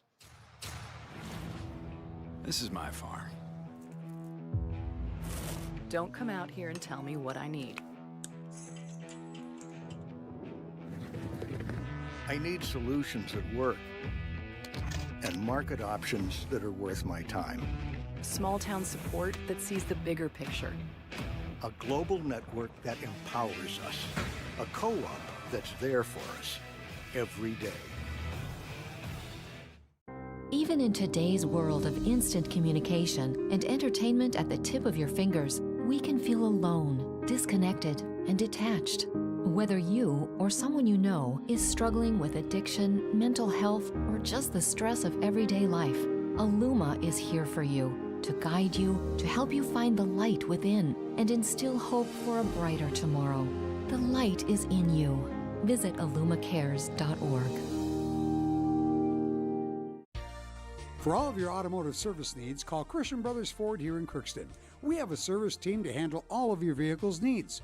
Does your vehicle pull to the right or left? Call and schedule an alignment today. Proper alignment saves gas and wear on your tires. We're here to take care of your vehicle repairs and maintenance. Call Christopher or Jersey in the service department at 281-1338. Make an appointment today with the service department at Christian Brothers Ford of Crookston, where we make it easy. Are you an enthusiastic sports fan? Want to have fun and get in on the action? Heck yes, that'd be awesome. Have great attention to detail? Want to stay active? Definitely. Want to give back to the student athletes in your community? Obviously, yes. Then you'd make an excellent high school sports official. We need more officials in Minnesota, because with no high school officials, there are no high school sports. Sign up today at highschoolofficials.com. And we are back at the Fargodome. Let's toss it down to Chris Fee on the field with Stephen-Argyle head coach Ethan Marcus. Thanks, Zach. Coach Marcus, a pretty solid first half offensively. You're able to move the ball, and you have to be happy with how your offense played. It's good, half here. We got to finish at the end there. We got to come, we can't come up short like that when we get so close there, and that's, disappointing. Would have been a nice way to end the half there, and so we got to finish that drive. How about defensively? Have you been happy with how you played there? Well, we can't give up the big play there. We got to make the tackle. Defensive backs, linebackers, we got to stay on our feet and we got to make that tackle. He's a very good player. He's talented, and we got to slow him down. We got to get a stop here out of the gate. Any changes for the second half? I don't think so. I think just those things there. We got to be steady with the ball and finish, and then defense. We got to wrap up. He's a good player. We got to stop him. Coach, thanks for talking with us. Best of luck in the second half. Thank you. Back to you, Zach. All right, thank you, Chris. As the teams are out now, or at least one of the teams is out now, Stephen-Argyle in their stretch lines. The Storm in the bright yellow pants and the navy blue helmets and jerseys with the yellow numbers.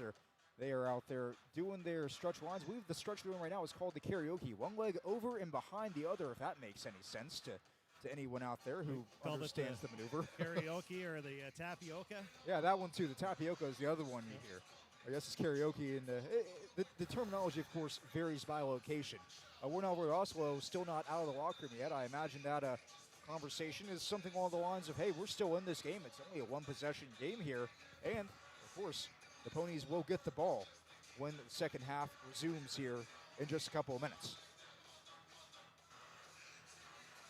So with that, why don't we go ahead and take another quick break while the Ponies make their way back out on the field. We'll be back here in about 60 on KROX. You can make a sweet life right here in the Red River Valley with a career at American Crystal Sugar Company. Our shift schedule offers 14 days off per month, which gives you time for family, friends, the great outdoors, and everything else you enjoy about small-town living. Entry-level positions are available, and pay starts around $18 per hour.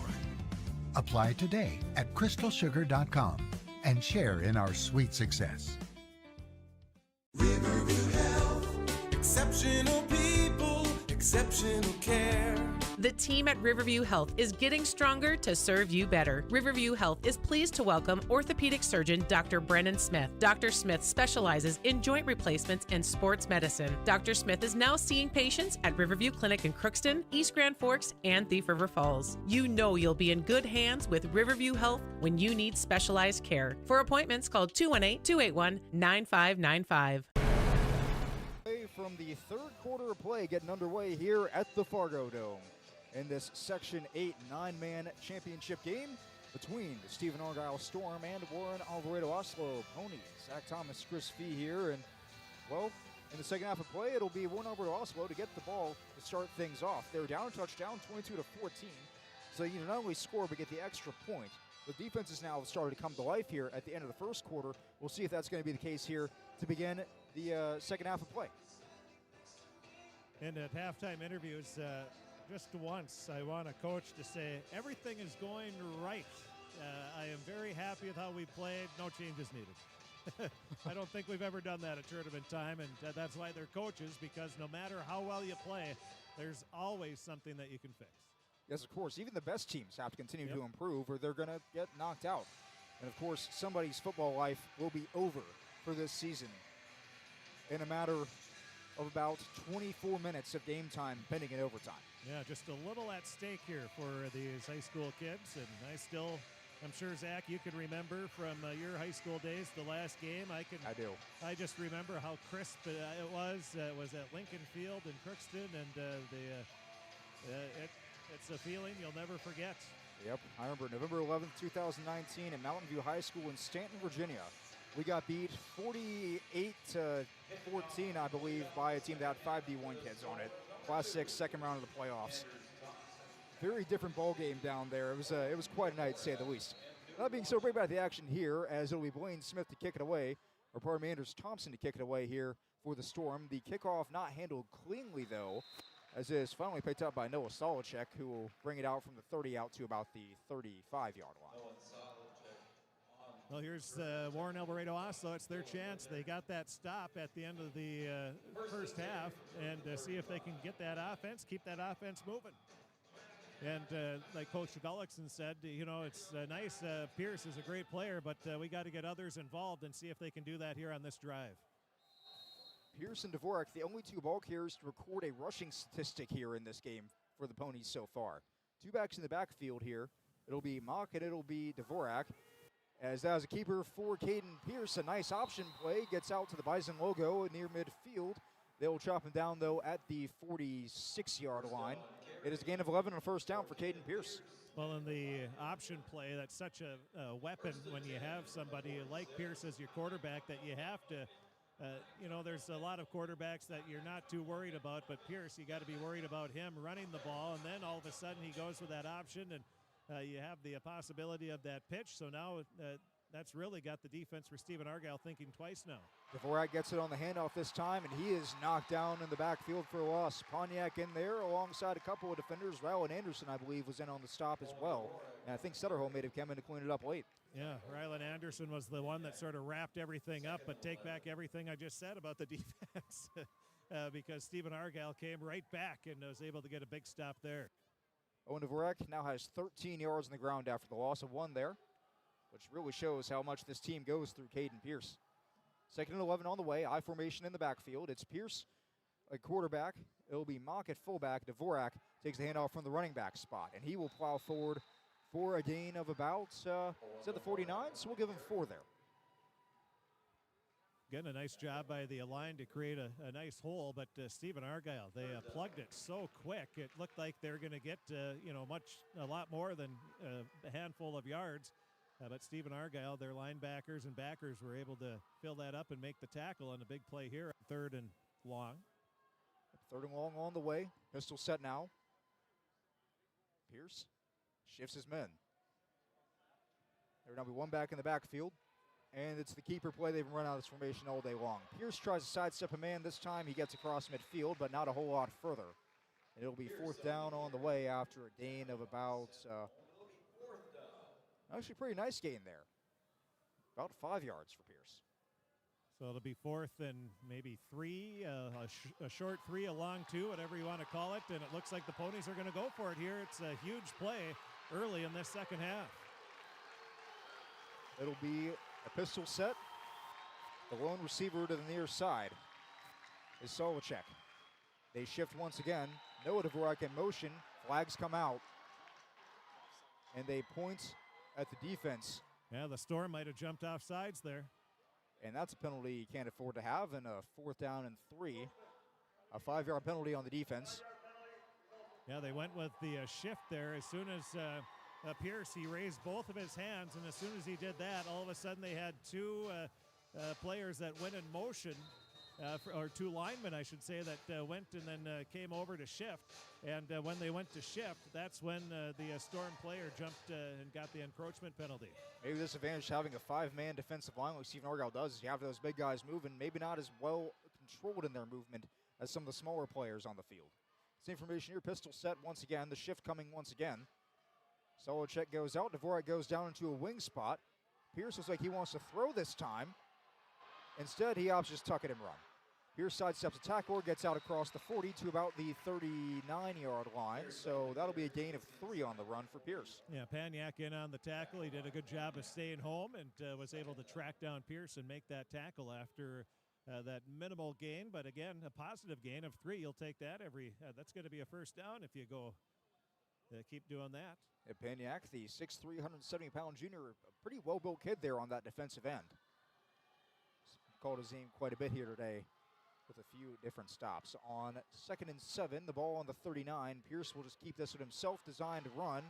And Pierce will get this one out near the 35. I think they're going to mark him down to the 36. So that'll be a gain of 3 once again.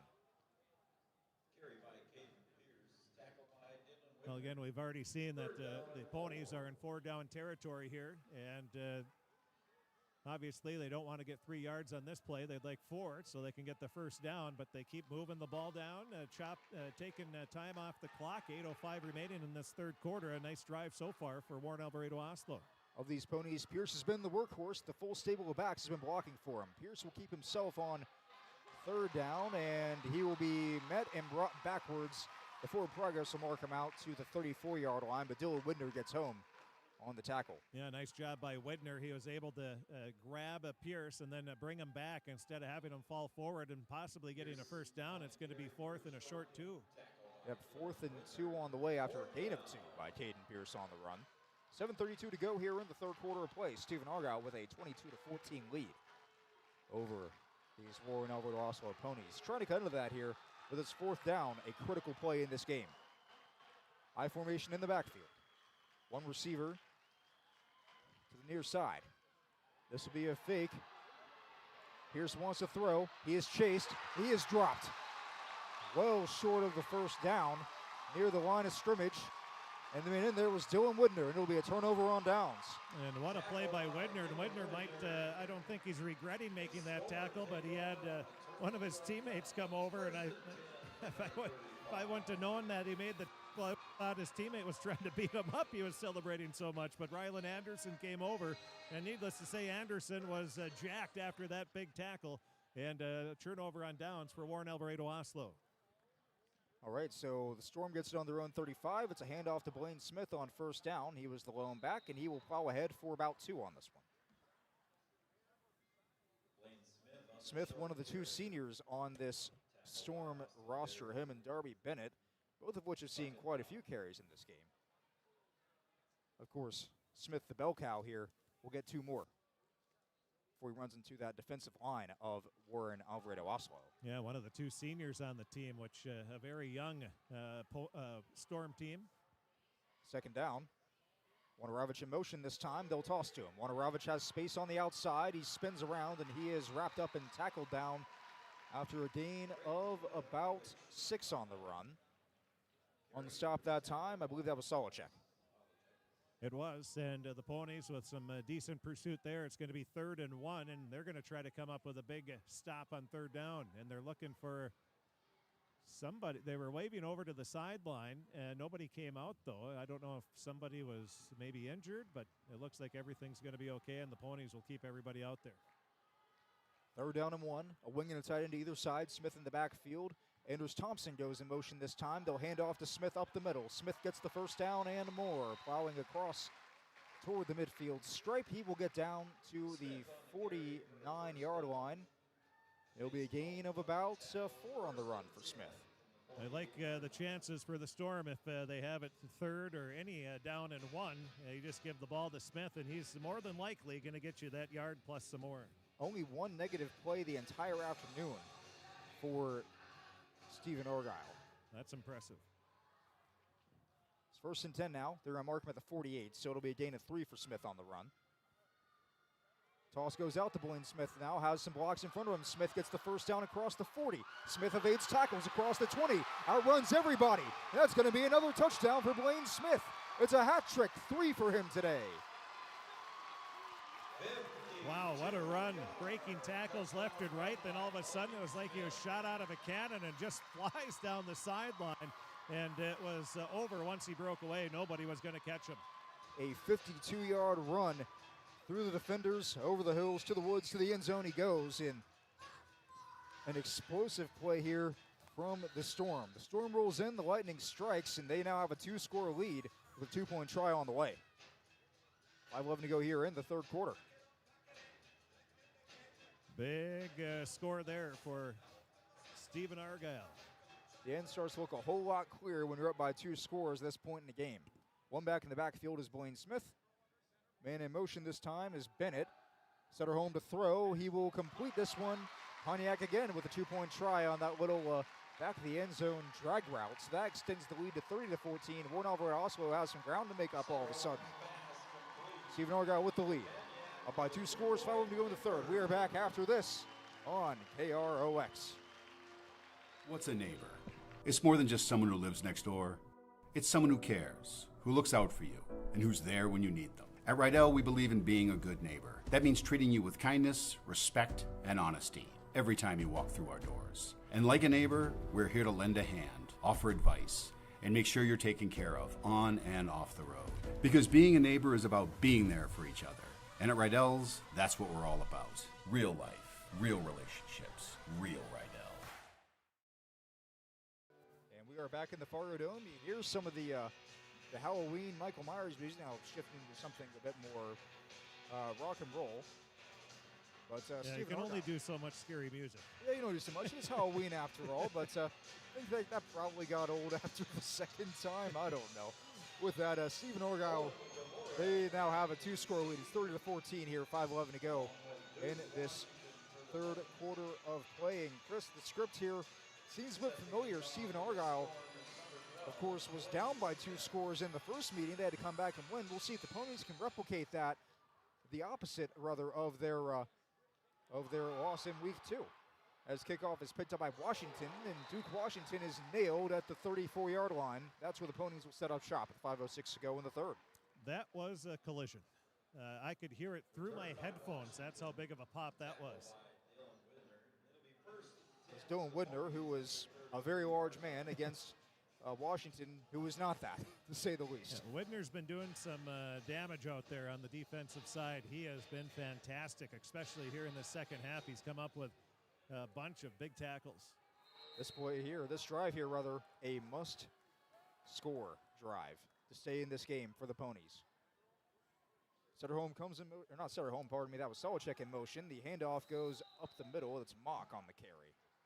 Well, Mock, good strong run. He didn't dance around. He got the handoff. He went straight. I have no idea if this is north-south, but we'll call it that. And he just went straight up the field and got a nice chunk of yardage. Yeah, we'll give him 3 on the carry there. So 2nd down and 7 on the way here. Actually, looks more like 2nd and 5. Yeah, I'd say let's go. Scoreboard's got to catch up here. 3 receivers out in a bunch set to the far side here for the Ponies. One back in the backfield is Mock. It's a screen to Dvorak. And Dvorak will tiptoe down the sidelines, and he will get out near midfield. So from the 36-yard line or so out to midfield, we'll give them a gain of about 14 or 13 on that one. Yeah, they're going to mark it right at the midfield at the 50, and that was, again, a catch. He was going to get the first down, it looked like, but then he broke a couple tackles and was able to get even more yards, and a nice hard run there. And the Ponies looking to answer. If the Ponies need to get points on the board here, and as now they're facing that 2-score deficit, there's 2 backs in the backfield. The handoff this time goes to Mock up the middle, and Mock is met by the defensive lineman, I believe Cernsky and Anderson, the first ones to hit him. Yeah, or that's not Anderson, he's running on the field, but Cernsky definitely in the mix. Yeah, Blaine Smith was also at the bottom of the pile there, and he was upset with himself because they were able to get about 4 or 5 yards, but he's going to check out. Maybe he's more upset. Is there something with the helmet, or? Well, Smith comes out, and the tall man will enter the game defensively. Jake Carlson comes in at defensive end on the left side of the, or has to be the defensive right, but the left side from the offensive point of view. Mock in the backfield on the hip of the quarterback, Caden Pierce. 3 receivers out wide to the left. This throw is complete to Dvorak. He is met in the backfield and stopped. Jake Carlson makes the tackle for a loss of about 4. Well, you bring the big man in. He makes a big tackle for a loss of a couple yards on the play.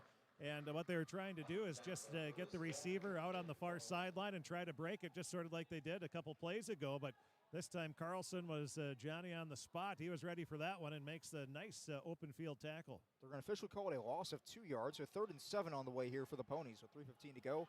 Again, they're facing a 2-score deficit, 30-14, the score in favor of Stephen-Argyle. Same formation, 1 back in the backfield, 3 receivers split out wide to the left. This one here is a handoff, and going nowhere was the ball carrier, Mock. Yeah, Mock had nowhere to go, and thanks in part for the Storm coming through and getting that stop was Rylan Anderson. And then as after the play it wasn't quite over, but it was over, and Anderson rips the ball out of the hands of the Pony and tried to recover the fumble, but the play was already dead at that point. So 2:36 to go here in the 3rd quarter. The Ponies down by 2 scores will decide to go for it. Pierce and Mock in the backfield. Out wide, 3 receivers, including Owen Dvorak. Snap is low, pump fake. Pierce trying to create some space. Pierce now sidesteps a man. He's going to run for the first down, and he is knocked out of bounds at the 45. So a gain of about 3 on that one, but no further. Maybe a gain of 4. Regardless, it's turnover on downs. And that was Smith that came over and made that big hit. He just came out for a couple plays to get his right hand taped up because he had blood on that hand after making a tackle a few plays ago. And then he comes over and makes a big hit to make sure there wasn't going to be a first down for the Ponies on that one. And it looks like the Storm defense has picked up their play here in the second half.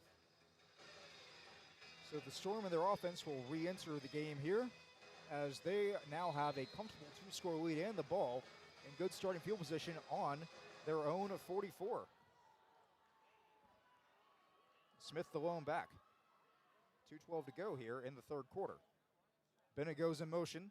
Setterholm wants to throw. Has time, looking outside. This one is caught. Pontiac makes a man miss. He stays in bounds. Never mind. They're going to say he stepped out. Just the spike of the cleat out of that sideline here.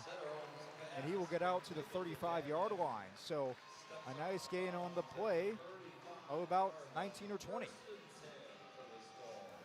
Yeah, all the way down to the 35-yard line. A nice play for throwing it right on the money was Setterholm, and then Paniak was able to make the grab, but one of the Ponies, they thought there might have been a little push-off to create a little space there to make that catch, but nothing was called.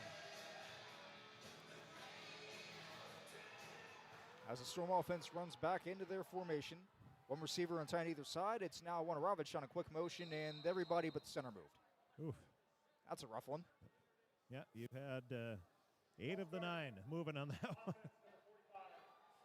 Well, to narrow it down to 1, to just publicly shame one guy for being, I guess, the first one of the group to move, although if they all think the snap count's the same thing, they all moved at the same time. They're going to say it's on Pontiac, but it was all of them. Let's be honest here. Yeah, that's there's another reason why you shouldn't, especially in high school, mention the player, because that was not just him. No, that was on everybody else, too. So they'll back it up now to 1st and 15. They'll try the same play, though. It'll be a handoff to Smith after the motion from Warren-Alvarado-Oslo, and Smith will lower the shoulder. He will run a man over and get back past the initial line of scrimmage for a gain of 6, 2nd and 9 on the way. Yeah, so Lachek, he tried to come over and make the tackle, and Smith said, I don't think so. He lowered his shoulder and put the boom on the tackler and was able to get maybe a yard on the play, but pretty good defense by Warren-Alvarado-Oslo on that one. We've hit the 2-minute mark. The clock stopped as Smith stepped out of bounds at the end of the run. Same formation. Smith in the backfield. Bennett goes in motion now from left to right. Setterholm wants to throw again. He's got a man open. This one called by Warren-Alvarado-Oslo. The juke move. Open space. Touchdown. And that's now the second of the day for Radom Warren-Alvarado-Oslo. As this game has been blown open. It's 36-14 with 1:52 to go in the third.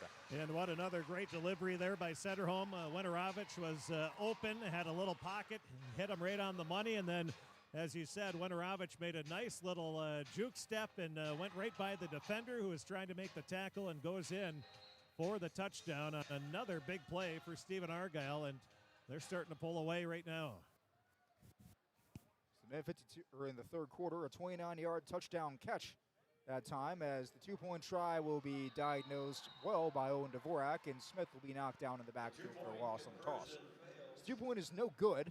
The score remains at 36-14. Stephen-Argyle sitting on a comfortable lead here with just over a quarter to go in this one. We'll be back after this on KROX.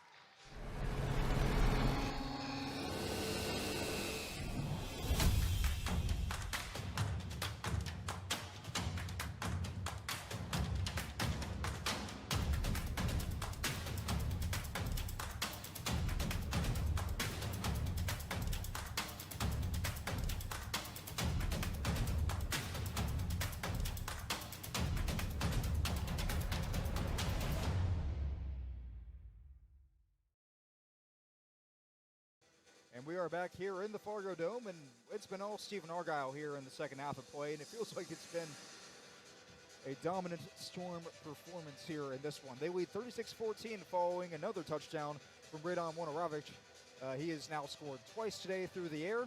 That one there from 29 yards away to extend the lead now to 22 points. That's why we're hearing Sandstorm, because of the Storm touchdown. I see. Very clever there by the public address and the folks in the sound booth this evening. I thought it might have just been by chance, but now they've done it twice, so it's not by chance, I don't think. So with that, the kickoff is on the way. Anders Thompson will kick this one, and it'll be picked up by Dvorak around the 20. Dvorak has a bit of room to work. He's plowing towards midfield, dragging defenders, gets out all the way to the Stephen-Argyle 45. So the best starting field position for either team today, as Dvorak will have a nice return. And how many times have you seen where a ball, either it seems like really good or really bad when the ball is bobbled on a kick or punt return. It was bobbled right away, but then Dvorak just took off and was, brought about 5 or 6 Storm with him for the last 5-6 yards on that one, and see if that's a spark that the Ponies needed. The Ponies head coach Tony Gullickson talks about Caden Pearson, how smart he is and the control he has of the line. We'll see if he can engineer the first part of what could be a comeback here for this Pony offense. On first down, Pierce will pass. He drops back, gets some blocks in front of him, instead decides to tuck and run. He will get a yard, maybe, before the Storm rolls in and knocks him over. It's Blaine Smith, among others. Kean Cernsky, Rowan Anderson, I believe, in there as well for the stop. Each time the Ponies, it seems like they try to pass, Pierce can't find an open receiver. Give credit to the Stephen-Argyle defense, just sticking on those receivers. So Pierce has to tuck it in. There really wasn't anything there, but he somehow found a way to get about 2 yards. Clock keeps on rolling down to 1:05 to go here in this third quarter of play. They'll spread it out. One receiver to either side now. It'll be Dvorak in the backfield. Dvorak now splits out to the near side. Pierce looks to throw again, has a free rusher coming, throws over the middle or the outside. Well, this one's intercepted. Shea Setterholm, the quarterback, showing off the hands. The quarterbacks sometimes have the best hands on the team. They catch every play on the snap, and that time there, an interception for the quarterback playing safety. And Setterholm has come up with a lot of big plays. Obviously, some nice touchdown passes, but this time defensively. He was like a center fielder there. He was just sitting back, waiting, watching, and then came up and made the grab. And a big stop there for Stephen-Argyle is all the momentum on the Storm side right now. So they'll get the ball with their own 17, as that is now the 9th pick of the year thrown by Caden Pierce.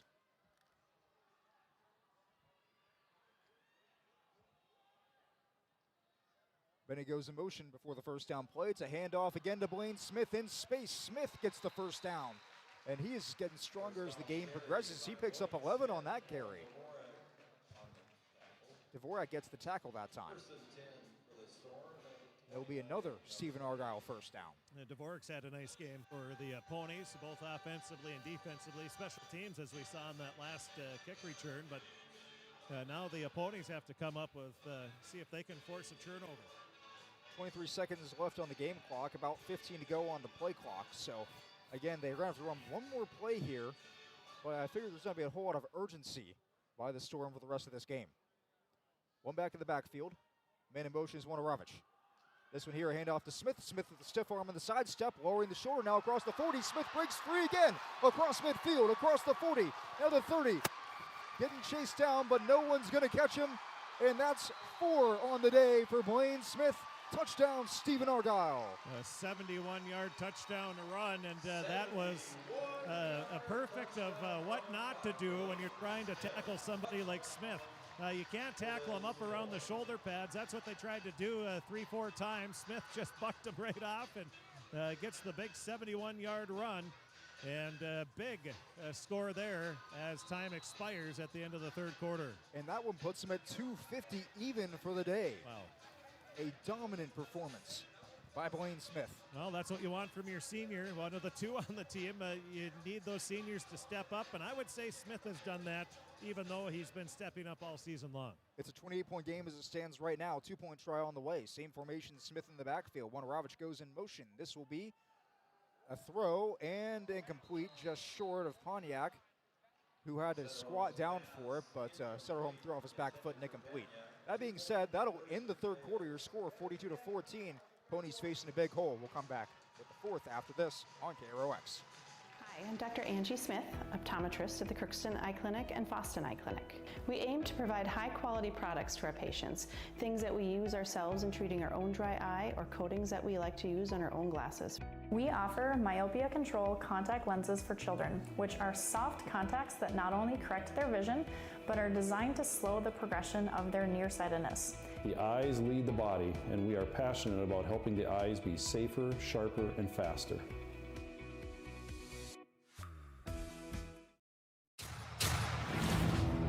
This is my farm. Don't come out here and tell me what I need. I need solutions that work and market options that are worth my time. Small town support that sees the bigger picture. A global network that empowers us. A co-op that's there for us every day. Ready for the start of the fourth quarter here in the Fargodome, and the Storm is rolling through. Stephen-Argyle leads Warren-Alvarado-Oslo 42-14. These Ponies are down by 28. They have 12 minutes to go here, and they've got a lot of ground to make up if they want to salvage this season. Zach Thomas here, Chris Fee down on the sidelines, and, well, we're going to hold this big, Chris. Where do you start? You just one play at a time. The old, 42-14. If you're the Ponies, you can't get, a 20-point touchdown. You just got to go and play each play and just chip away if you can. But if you don't get a first down on this after 3 plays, you're in trouble anyway. So just take one play at a time and just try to battle back. And you have a lot of time, 11:53 left, but you're going to have to pick it up, that's for sure. And there is an injured Pony on the play. It looks like a cramp, so I won't say injured, but a cramp. It was Chase Colt on the return for the Ponies. I believe he's the man that's down and cramping and getting stretched out by the leg there. You see that stretch. Somebody holds his leg up while he's laying on his back. That screams cramp every time. And, of course, you don't want to see anybody go down, but the heat in here, maybe not as intense as it has been in years past, but still a factor for guys who are used to playing in 40s and 30s on a Friday night during the season. Well, that's in practice this week. It's been a little nicer, but still you get inside and it's probably, 70 degrees, maybe 68 in here, and outside most of the week when they're practicing around. Something like that is certainly much warmer in here than it is outside right now. It's been in the mid-40s today was the high, and of course much colder than that for the majority of the day. And I know in the past years when I've been down on the sidelines or even up top, obviously it's a little warmer because heat rises, but usually by this time I'm working good lather, and that's not happening this year. Yeah, I'm with you on that. I did have to take my sport coat off today, but I'm not burning up like I have been in other venues when I've worn suits in warmer climates and temperatures earlier in the season. With that being said, it's first down for the Ponies. 11:53 to go in the game. They've got one back in the backfield, one man split out wide. And this will be a QB keeper. Caden Pierce fakes the handoff. He is grabbed. His helmet is ripped off. And Jake Carlson will give him some business there at the end of that one. I think that was a face mask. I believe that was a face mask as well. So Carlson's going to get a stern talking to on the sideline of, hey, good physical play, but you can't rip his helmet off. So that'll be 15 freebies there for the Ponies. And that's Pierce. He patted him on the chest. There was no it wasn't, Carlson wasn't trying to hurt anybody by any means. And then that's why Pierce just tapped him on the chest a little bit. I'm sure Carlson right away said, sorry, man, I did not mean to do that. But that's, I think the reason why the Coach Marcus was upset was saying, let go of it. The coaches all have to act upset for an aggressive penalty such as that. Another keeper here for Caden Pierce on the new first down, and this time they'll hit him high once again. It takes 3 or 4 defenders to get him down, but he only gains about 1 or 2 on the play. Getting out to about the 46-yard line, so we'll give him 1 and second down on the way. Again, the Ponies just take it one play at a time. Now you're second and, what are you calling it, 9? I'm going to call it second and 9. Yep, so 11 to go. Second and 9. You're at the Storm 46-yard line, and still 11 minutes left. You get a score here, and all of a sudden things are going a little better. Maybe a squib kick or something like that, and we'll see what happens. Here's to pass. Throwing over the sidelines. That one is in the hands, but dropped by Noah Dvorak, but a flag on the play. Yeah, that'll be back at the line of scrimmage, or actually a little behind the line of scrimmage. And we'll wait on the officials to get the call on this one.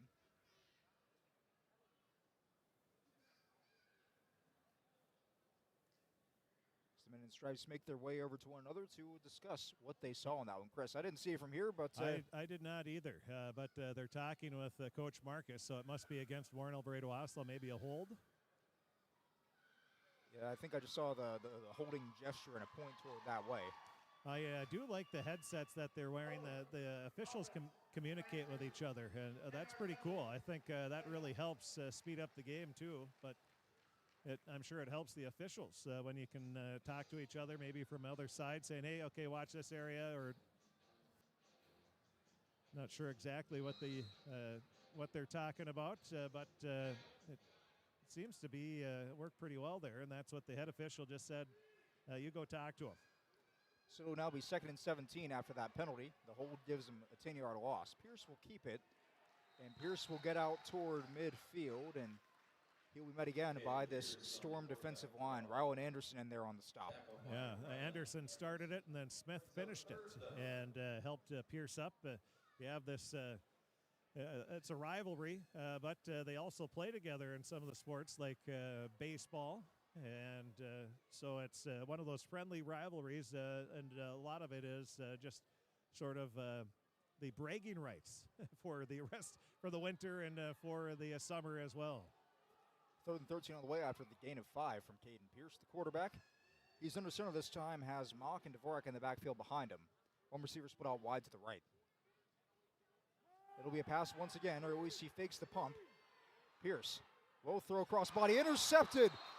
Never mind, he dropped it, but it was near the hands of one of the defenders that time. Dylan Winder went down low for it, and a flag comes out late. Yeah, that was a late flag from the near sideline. Widner, though, he wasn't hurt. It took him a while because he was so upset with himself for not bringing that one in. and they're going to get an eligible on field anyway. So they're going to decline the penalty. The incompletion will stand. And now on 4th and 13. And yeah, they're going to be punting away here as Pierce goes to the sideline. Or an apparent punt. And the punt safe unit, I believe, is on the field here for Stephen-Argyle. You want to have somebody there in case they do run a fake. And the punt is a good one. End over end. Fair catch called for, but not caught by Warren-Alvarado as it'll roll down to about the 4-yard line before it is finally touched down. So a really nice kick there that time. I believe that was Cooper DeShane there to kick it there. Yeah, that was a great punt. He got it up nice and high, so his teammates were able to get down there. And, or was that? Yeah, that was DeShane. So that was a beautiful punt, and more importantly, no return, and it's 1st and 10. Stephen-Argyle has it at their own 4-yard line. So they are up 42-14 are the Storm over Warren-Alvarado-Oslo. 9:48 to go in the game. You figure this is going to be a good old-fashioned pound the rock and milk the clock type of drive. The handoff goes short inside to Smith. And Blaine Smith coming from that fullback spot will get back to the line of scrimmage. No gain. Yeah, the near official, he was going to go at the 5, but they moved back to the 4, so you are correct. I love the crews that dance around. Yes, of course. The refs got their cardio, too. It was if the big plays in the first half weren't enough of that. Pierce, I can't tell because they all look the same, but is this the same crew all day long? I actually have no idea. Different crew each game. Oh, good for them. They get a break then. As it's 2nd down carry again for Blaine Smith, trying to stretch out to the sidelines, gets across the 5 now, working his way toward the 10, but a host of ponies there to stop him at about the 7-yard line. So, yeah, they might be marking it here at the 9 somehow. Well, that's the case. He's going to get 5 on that one. Yep. So 3rd down and a good 5 to go here. Ball spotted around the 8 or the 9. Setterholm comes to the sideline to get the play call from Coach Marcus. 17 seconds left on the play clock, so plenty of time. And as you said, the Storm in no hurry because this is when you're a Stephen-Argyle fan, the clock cannot wind down fast enough. No, it cannot. The Storm is just 8 minutes and 28 seconds away from playing another week. Throw on the hitch route complete to Warren-Alvarado, who gets it out near the 20. They're going to say he stepped out at the 20. So it'll be a gain of 12 on the reception there. And a 1st down on the way. And Setterholm has done such a nice job of delivering those passes right on the money. And then Warren-Alvarado has been so smart. And a lot of it is he sees the defender coming. He's just like, I'm going to go out. I'm not going to take a beating. And no reason to, especially, although I'm sure the coaching staff would have liked him to stay in bounds. But at the same time, it looks like Stephen-Argyle is going to have another game in the state tournament. So you want to stay as healthy as you can at the same time. Of course, and the Storm just a couple wins away now from playing down in Minneapolis at the U.S. Bank Stadium. Same play this time. It's a throw outside to Warren-Alvarado, who will dive down across the 25-yard line. They are going to mark him at the 26, so 6 more there on the catch. Caden Pierce on the tackle. Well, these two teams battling here in the section championship. Warren-Alvarado-Oslo won the section championship in 2019. Stephen-Argyle won it 4 straight years in 15, 16, 17, and 18. Yeah, certainly a good rivalry here between these two teams. Of course, being in the section they play every year, but they've met in the postseason the last couple years. Yeah. The last 10 meetings, Stephen-Argyle, they've won 6 of the last 4, and this will be their 3rd straight win in the series for the Storm. As now with 7:36 to go in the game, it'll be a keeper for Shea Setterholm. He gets out for a couple yard gain to about the 30, maybe 3 on the run. We're getting about 29, so gain of 2. It'll be 3rd and short on the way. And this is exactly what Stephen-Argyle wants. Taking time off the clock, and you get a 1st down here. You can take a couple more minutes off at least. Yep, a fresh set of downs here if they can pick one up. Would certainly help him milk off a couple more minutes as we're now down toward the 7-minute mark. This drive started with 9:48 to go in the game. It'll be Smith in the backfield, a wing and a tight end to either side. It'll be a toss to Blaine Smith. And Smith is wrapped up. He drags defenders forward, though, to the 30-yard line, and that should be good for the 1st. got the one he needed.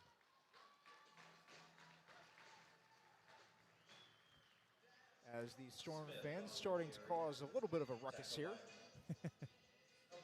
Having their team able to milk some more time off. Yeah, with that first down, the Storm fans, they are very smart football fans. They know how important that first down was, and they gave a nice round of applause for their team to get that first down. And sometimes you don't always see that with fans, but as we said, the Storm, they know their football. They do. I mean, Ethan Marcus, the head coach, he's a guy that is, he's an IT guy by day. I mean, he's a smart guy as well.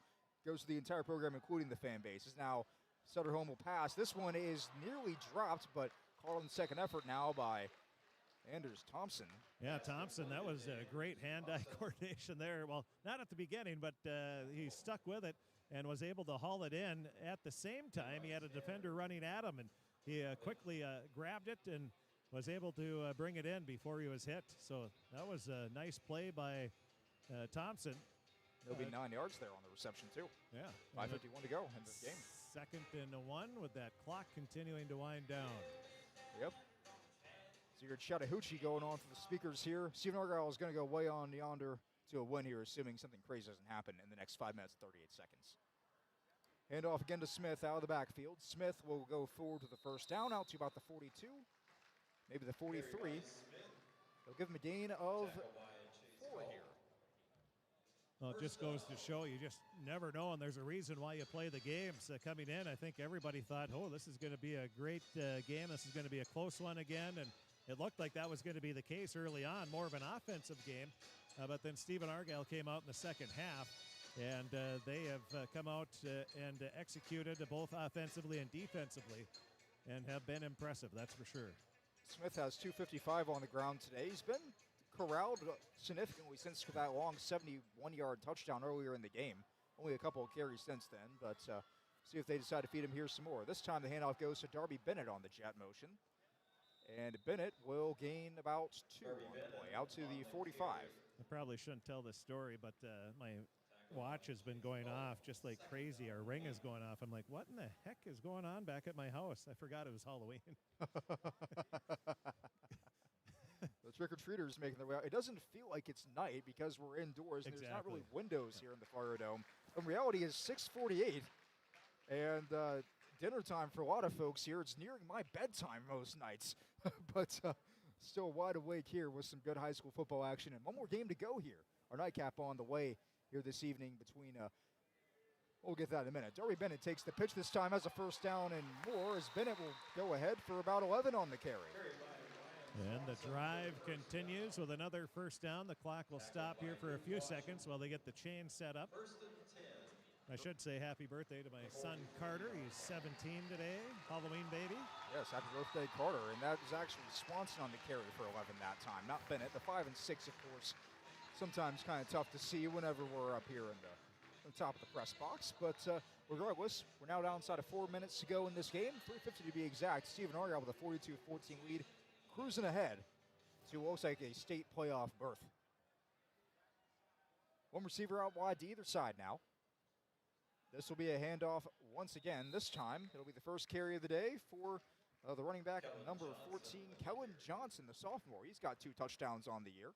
Yeah, the 5'8", 140-pounder just did a nice job. He covered the ball up with both arms and hands and made sure nobody was going to knock it out of his hands and got a couple yards. And that's exactly what the Storm want. We'll give Johnson 3 on the carry. So 2nd down and 7 on the way here for Stephen-Argyle, as this Pony defense is, they've simply had no answers today. I think they've had 1 turnover on downs today, right before halftime, in a big spot. But outside of that, Stephen-Argyle has just moved the ball. Their offense has been so efficient. As now on 2nd and 8, Swanson goes in motion. The handoff goes once again to Johnson. And Johnson will get across the 40, nearing the 35. So we'll call that a gain of about 6 on the run. It'll be 3rd and 2. I do love watching Ryan Swanson, a 5'4", 125-pounder, standing right next to the tight end, Carlson, who's 6'10", foot and a half difference. And seeing those two standing next to each other is pretty, it's sort of like Manute Bowl and Muggsy Bogues next to each other. It's like when you put a kicker next to DK Metcalf, but both of these guys play the same sport. It is 3rd down and 2. Stederholm under center. Swanson in motion, takes the toss this time. Swanson, a little bit mighty, will run forward, but he will run into 2 Pony tacklers as he gets a yard. And the crazy thing, not crazy, but the impressive thing with Stephen-Argyle, they only have 2 seniors. And they are doing this very similar to the Ferto Beltrami team last year that only had 2 seniors and made it to the state semifinals. It's impressive because normally football, you win with seniors, but that's not the case. And they give credit to all the underclassmen as well for the Storm, and especially their offensive line. It has just been so impressive from the start. It'll be 4th and 1. The Storm opts to go for it here. Stederholm under center, receiver and tight end either side. He's going to push ahead for the sneak, and he's going to get it easily. Yeah, some people might say, oh, that's a tough decision. Do you go for it? Well, it's a pretty easy decision because if you punt, you're not going to punt. I don't know if I've seen many teams punt this late in the game when you're inside the 40-yard line. And especially when you want to control the clock. And right now, I think maybe one more knee is all we might need here. Should be 2 at a max 3, as we're seeing some much smaller bodies check into the game. I just saw him for Stephen-Argyle. I saw number 3. I believe that was Owen Osowski, the 5'6", 115-pound sophomore, just checked in at wide receiver or at wing, whatever you want to call it. Swanson there at the wing as well. And there's the kneel down from Stederholm. And now another full line change here as some of the younger players will make their way into the game for the final kneel down. And a nice touch here by Coach Marcus to get the players that are coming out, a lot of them starters, getting them a standing ovation from the Storm fans. I always like when coaches, it's about the players, and they're getting a nice applause as they come out. All right, so here's a kneel down for 2nd and 10. The clock now inside of 25 seconds. The game should be over. And the Stephen-Argyle Storm are your Section 8 9-man champions with a 42-14 win over Warren-Alvarado-Oslo, a team they narrowly beat early in the season. And the Ponies' revenge tour ends here in Fargo. Well, a great season and a great finish to the season for Warren-Alvarado-Oslo. You take those 2 close losses early in the season, and then you bounce back and get all the way to the section championship, especially with how many injuries and the players that weren't able to play because of injuries.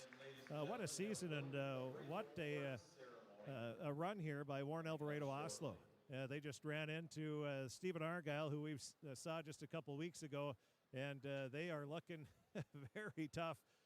Once again, that was an impressive game for Stephen-Argyle. Indeed it was, and the revenge tour for the Ponies but you got to give them credit for what they've done. Of course, a few just huge injuries in this season for them. They have a couple of guys out. Caden Benson was out today with a head injury, among other guys that were out today. I believe Derek Morley, he has a broken leg. His season ended a few weeks ago as well. Colton Otero didn't play with a head injury today. So that's 3 big pieces, guys that started this season that were unable to go today. And when you're talking 9-man football, that's just right there. That's 1/3 of your starting lineup. Yeah, and that's an 1/8 of your roster right there when you have 21 guys on the team. But these guys able to avenge 2 losses early in the season against Winnemac and Goodrich Regula on the road in the postseason. They get away to Fargo. They play against a very good Stephen-Argyle team. And despite the season coming to an end here, a lot of things for this Warren-Alvarado-Oslo Pony team to be proud of. Absolutely. As for Stephen-Argyle, now they'll have to sit back and wait. We'll see who they play in the state playoffs. And, well, we'll have to wait a second as well because they're going to present the trophy, the medals. They're going to call it down there on the field, the awards for the teams. So Stephen-Argyle section champions will get their awards. Warren-Alvarado-Oslo, the runners-up, will get theirs as well. And after that, I believe Chris will go down there and try to have a quick conversation with the coaches. I will. Maybe a player or two, Chris. Is player of the game a thing? Do we do that? We don't have time. We can only get the coaches here because it's only 20 minutes in between games. Otherwise, we would. Of course. After the next round of state or at state, we'll definitely do that. But that's why here's your trophy. Now get the heck out of here. Yep, as the captains for Warren-Alvarado-Oslo are walking off their trophy. And the plaque handed off to Blaine Smith and Darby Bennett, the seniors. As the Storm will run off the field, helmets off, fists in the air, and they will celebrate in the end zone with the plaque. A great moment for Stephen-Argyle as they are your section champions. Let's go on ahead and take a break. When we come back, we'll get you a quick round of post-game stats. We'll actually, Chris, are you ready for us down there? Then we'll get some to you first. But it'll be a few seconds here. All right, in that case, well, yeah, we'll wait here. See the coaches make their way back over the sidelines. So see if Ethan Marcus is ready for you.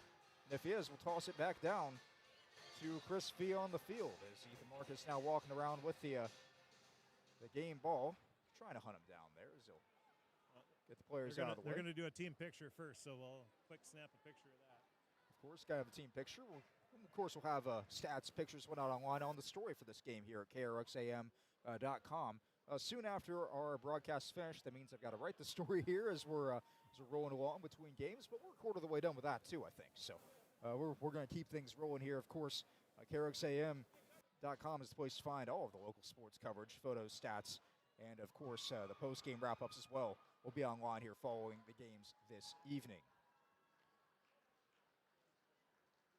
As the Storm will all drop to a knee, players and the managers as well, the entire team down there.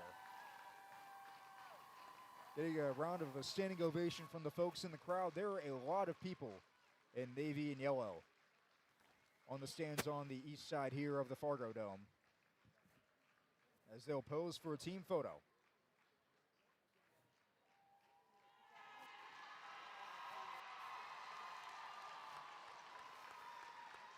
And that there is the sound of a section championship. Crowd very excited about that one.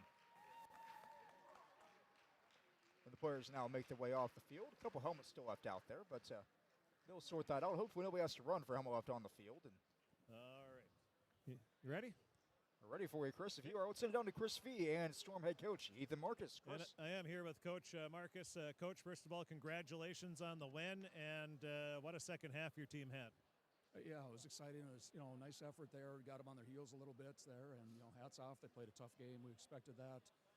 They have a lot of talent and a lot of players, and, thankfully we made some big plays there and got a nice day today. What was the biggest difference between the first half and the second half for your team? Well, it seemed to me, the heat takes a toll here out here as well. Guys get a little bit tired out here, and we've been trying to push these guys to train, and I think that was a factor today. So, other than that, just the same thing every coach is going to say. We got to play hard and finish games. Defensively, I thought you did a great job. Your line did a great job, but then your linebackers and backs, they did an outstanding job of plugging holes anytime they tried to run. It was a good day there, especially against the player like Pierce there. He's very dynamic, he's very quick, he's very potent. So if you can have a good day against him, that is definitely a good day. And your defensive backs, anytime they did try to pass, they really didn't have, they couldn't find anybody open because your backs were doing such a good job on the receivers. I thought so too. That was an improved job, improved from when we saw them in the regular season. Shea had an interception down here in the corner. That was awesome. Tipped one down over there. Great day. Blaine had an outstanding game, over 250 yards rushing, and that's what you love to see. You expect a big game from him as a senior, but he stepped it up even more today. I thought so too. I thought he had a exceptional day here, probably one of his better days of the year, and that's great. This is when we want it, and it was a great effort out of him. And defensively, he was he was solid along with everybody else. He's a good athlete. He hits hard, and he's hitting his stride at the right time. How does it feel to be going back to state? Oh, it's awesome. It's awesome. It means a lot to these people, so it's a good day. Coach, congratulations, and you hurry up and not hurry up, but you'll wait and see who you play, and either you're going either to Moorhead or Grand Rapids. That's the only thing you know at this time. Yeah, we'll find out. I still don't quite understand when it happens, but we'll worry about that probably tomorrow and see what the day brings. So enjoy this day today. Coach, congratulations. Thank you. Back up to you, Zach. All right, thank you, Chris. Well, clock winding down here before the next game, so we'll give you a quick run of the stats while we have a couple seconds. We have Chris get back up here to the booth as well. We'll start with Stephen-Argyle. Through the air, it was Shea Satterholm. He completed 12 of 14 for 192 and 2 touchdowns. On the ground, Anders Thompson, he carried once for 9 yards. Darby Bennett carried 3 times for 9 yards. Ryan Swanson, he had 2 carries for 14. Raiden Wanarovich, he ended up with 5 carries for 35. It was Shea Satterholm. He carried 6 times for 15. Blaine Smith, far and away the leading rusher today. He had 260 yards on 23 attempts. That's a pretty good day for him. And let's see. Kellen Johnson carried twice for 7. Colton Pontiac, he carried twice for 21 yards in the game. On the receiving end, Ryan Swanson caught 2 for 22. Raiden Warren-Alvarado, he caught 8 passes for 140 yards in the game. Had a pretty big day through the air, including 2 touchdowns. The Storm was penalized 5 times for 45 yards in this game. And on the other side for Warren-Alvarado-Oslo, Caden Pierce, he completed, I believe, 3 of 6 for no touchdowns, a pick, and 31 yards. On the ground, Owen Dvorak ran it 8 times for 19 yards. Caden Pierce carried 25 times for 103 and 2 touchdowns. And Lucas Mock, he had 3 carries for 9 yards in the game. For the air, Owen Dvorak had 2 receptions for 11 yards, and Noah Dvorak, he had 1 for 20 yards in the game. The Storm were penalized for 35 yards on 4 penalties, and they had to punt twice for a total of 87 yards in the game. Both teams on the field for the next one here between Red Lake County and Mahnomen-Waubun. So with that, Chris is going to make his way back up here to the booth in the next couple minutes. We'll toss the play-by-play duties over to him for the nightcap. But this has been 9-man football, the Section 8 championship. And once again, it was Stephen-Argyle over Warren-Alvarado-Oslo by a score of 48 to 14.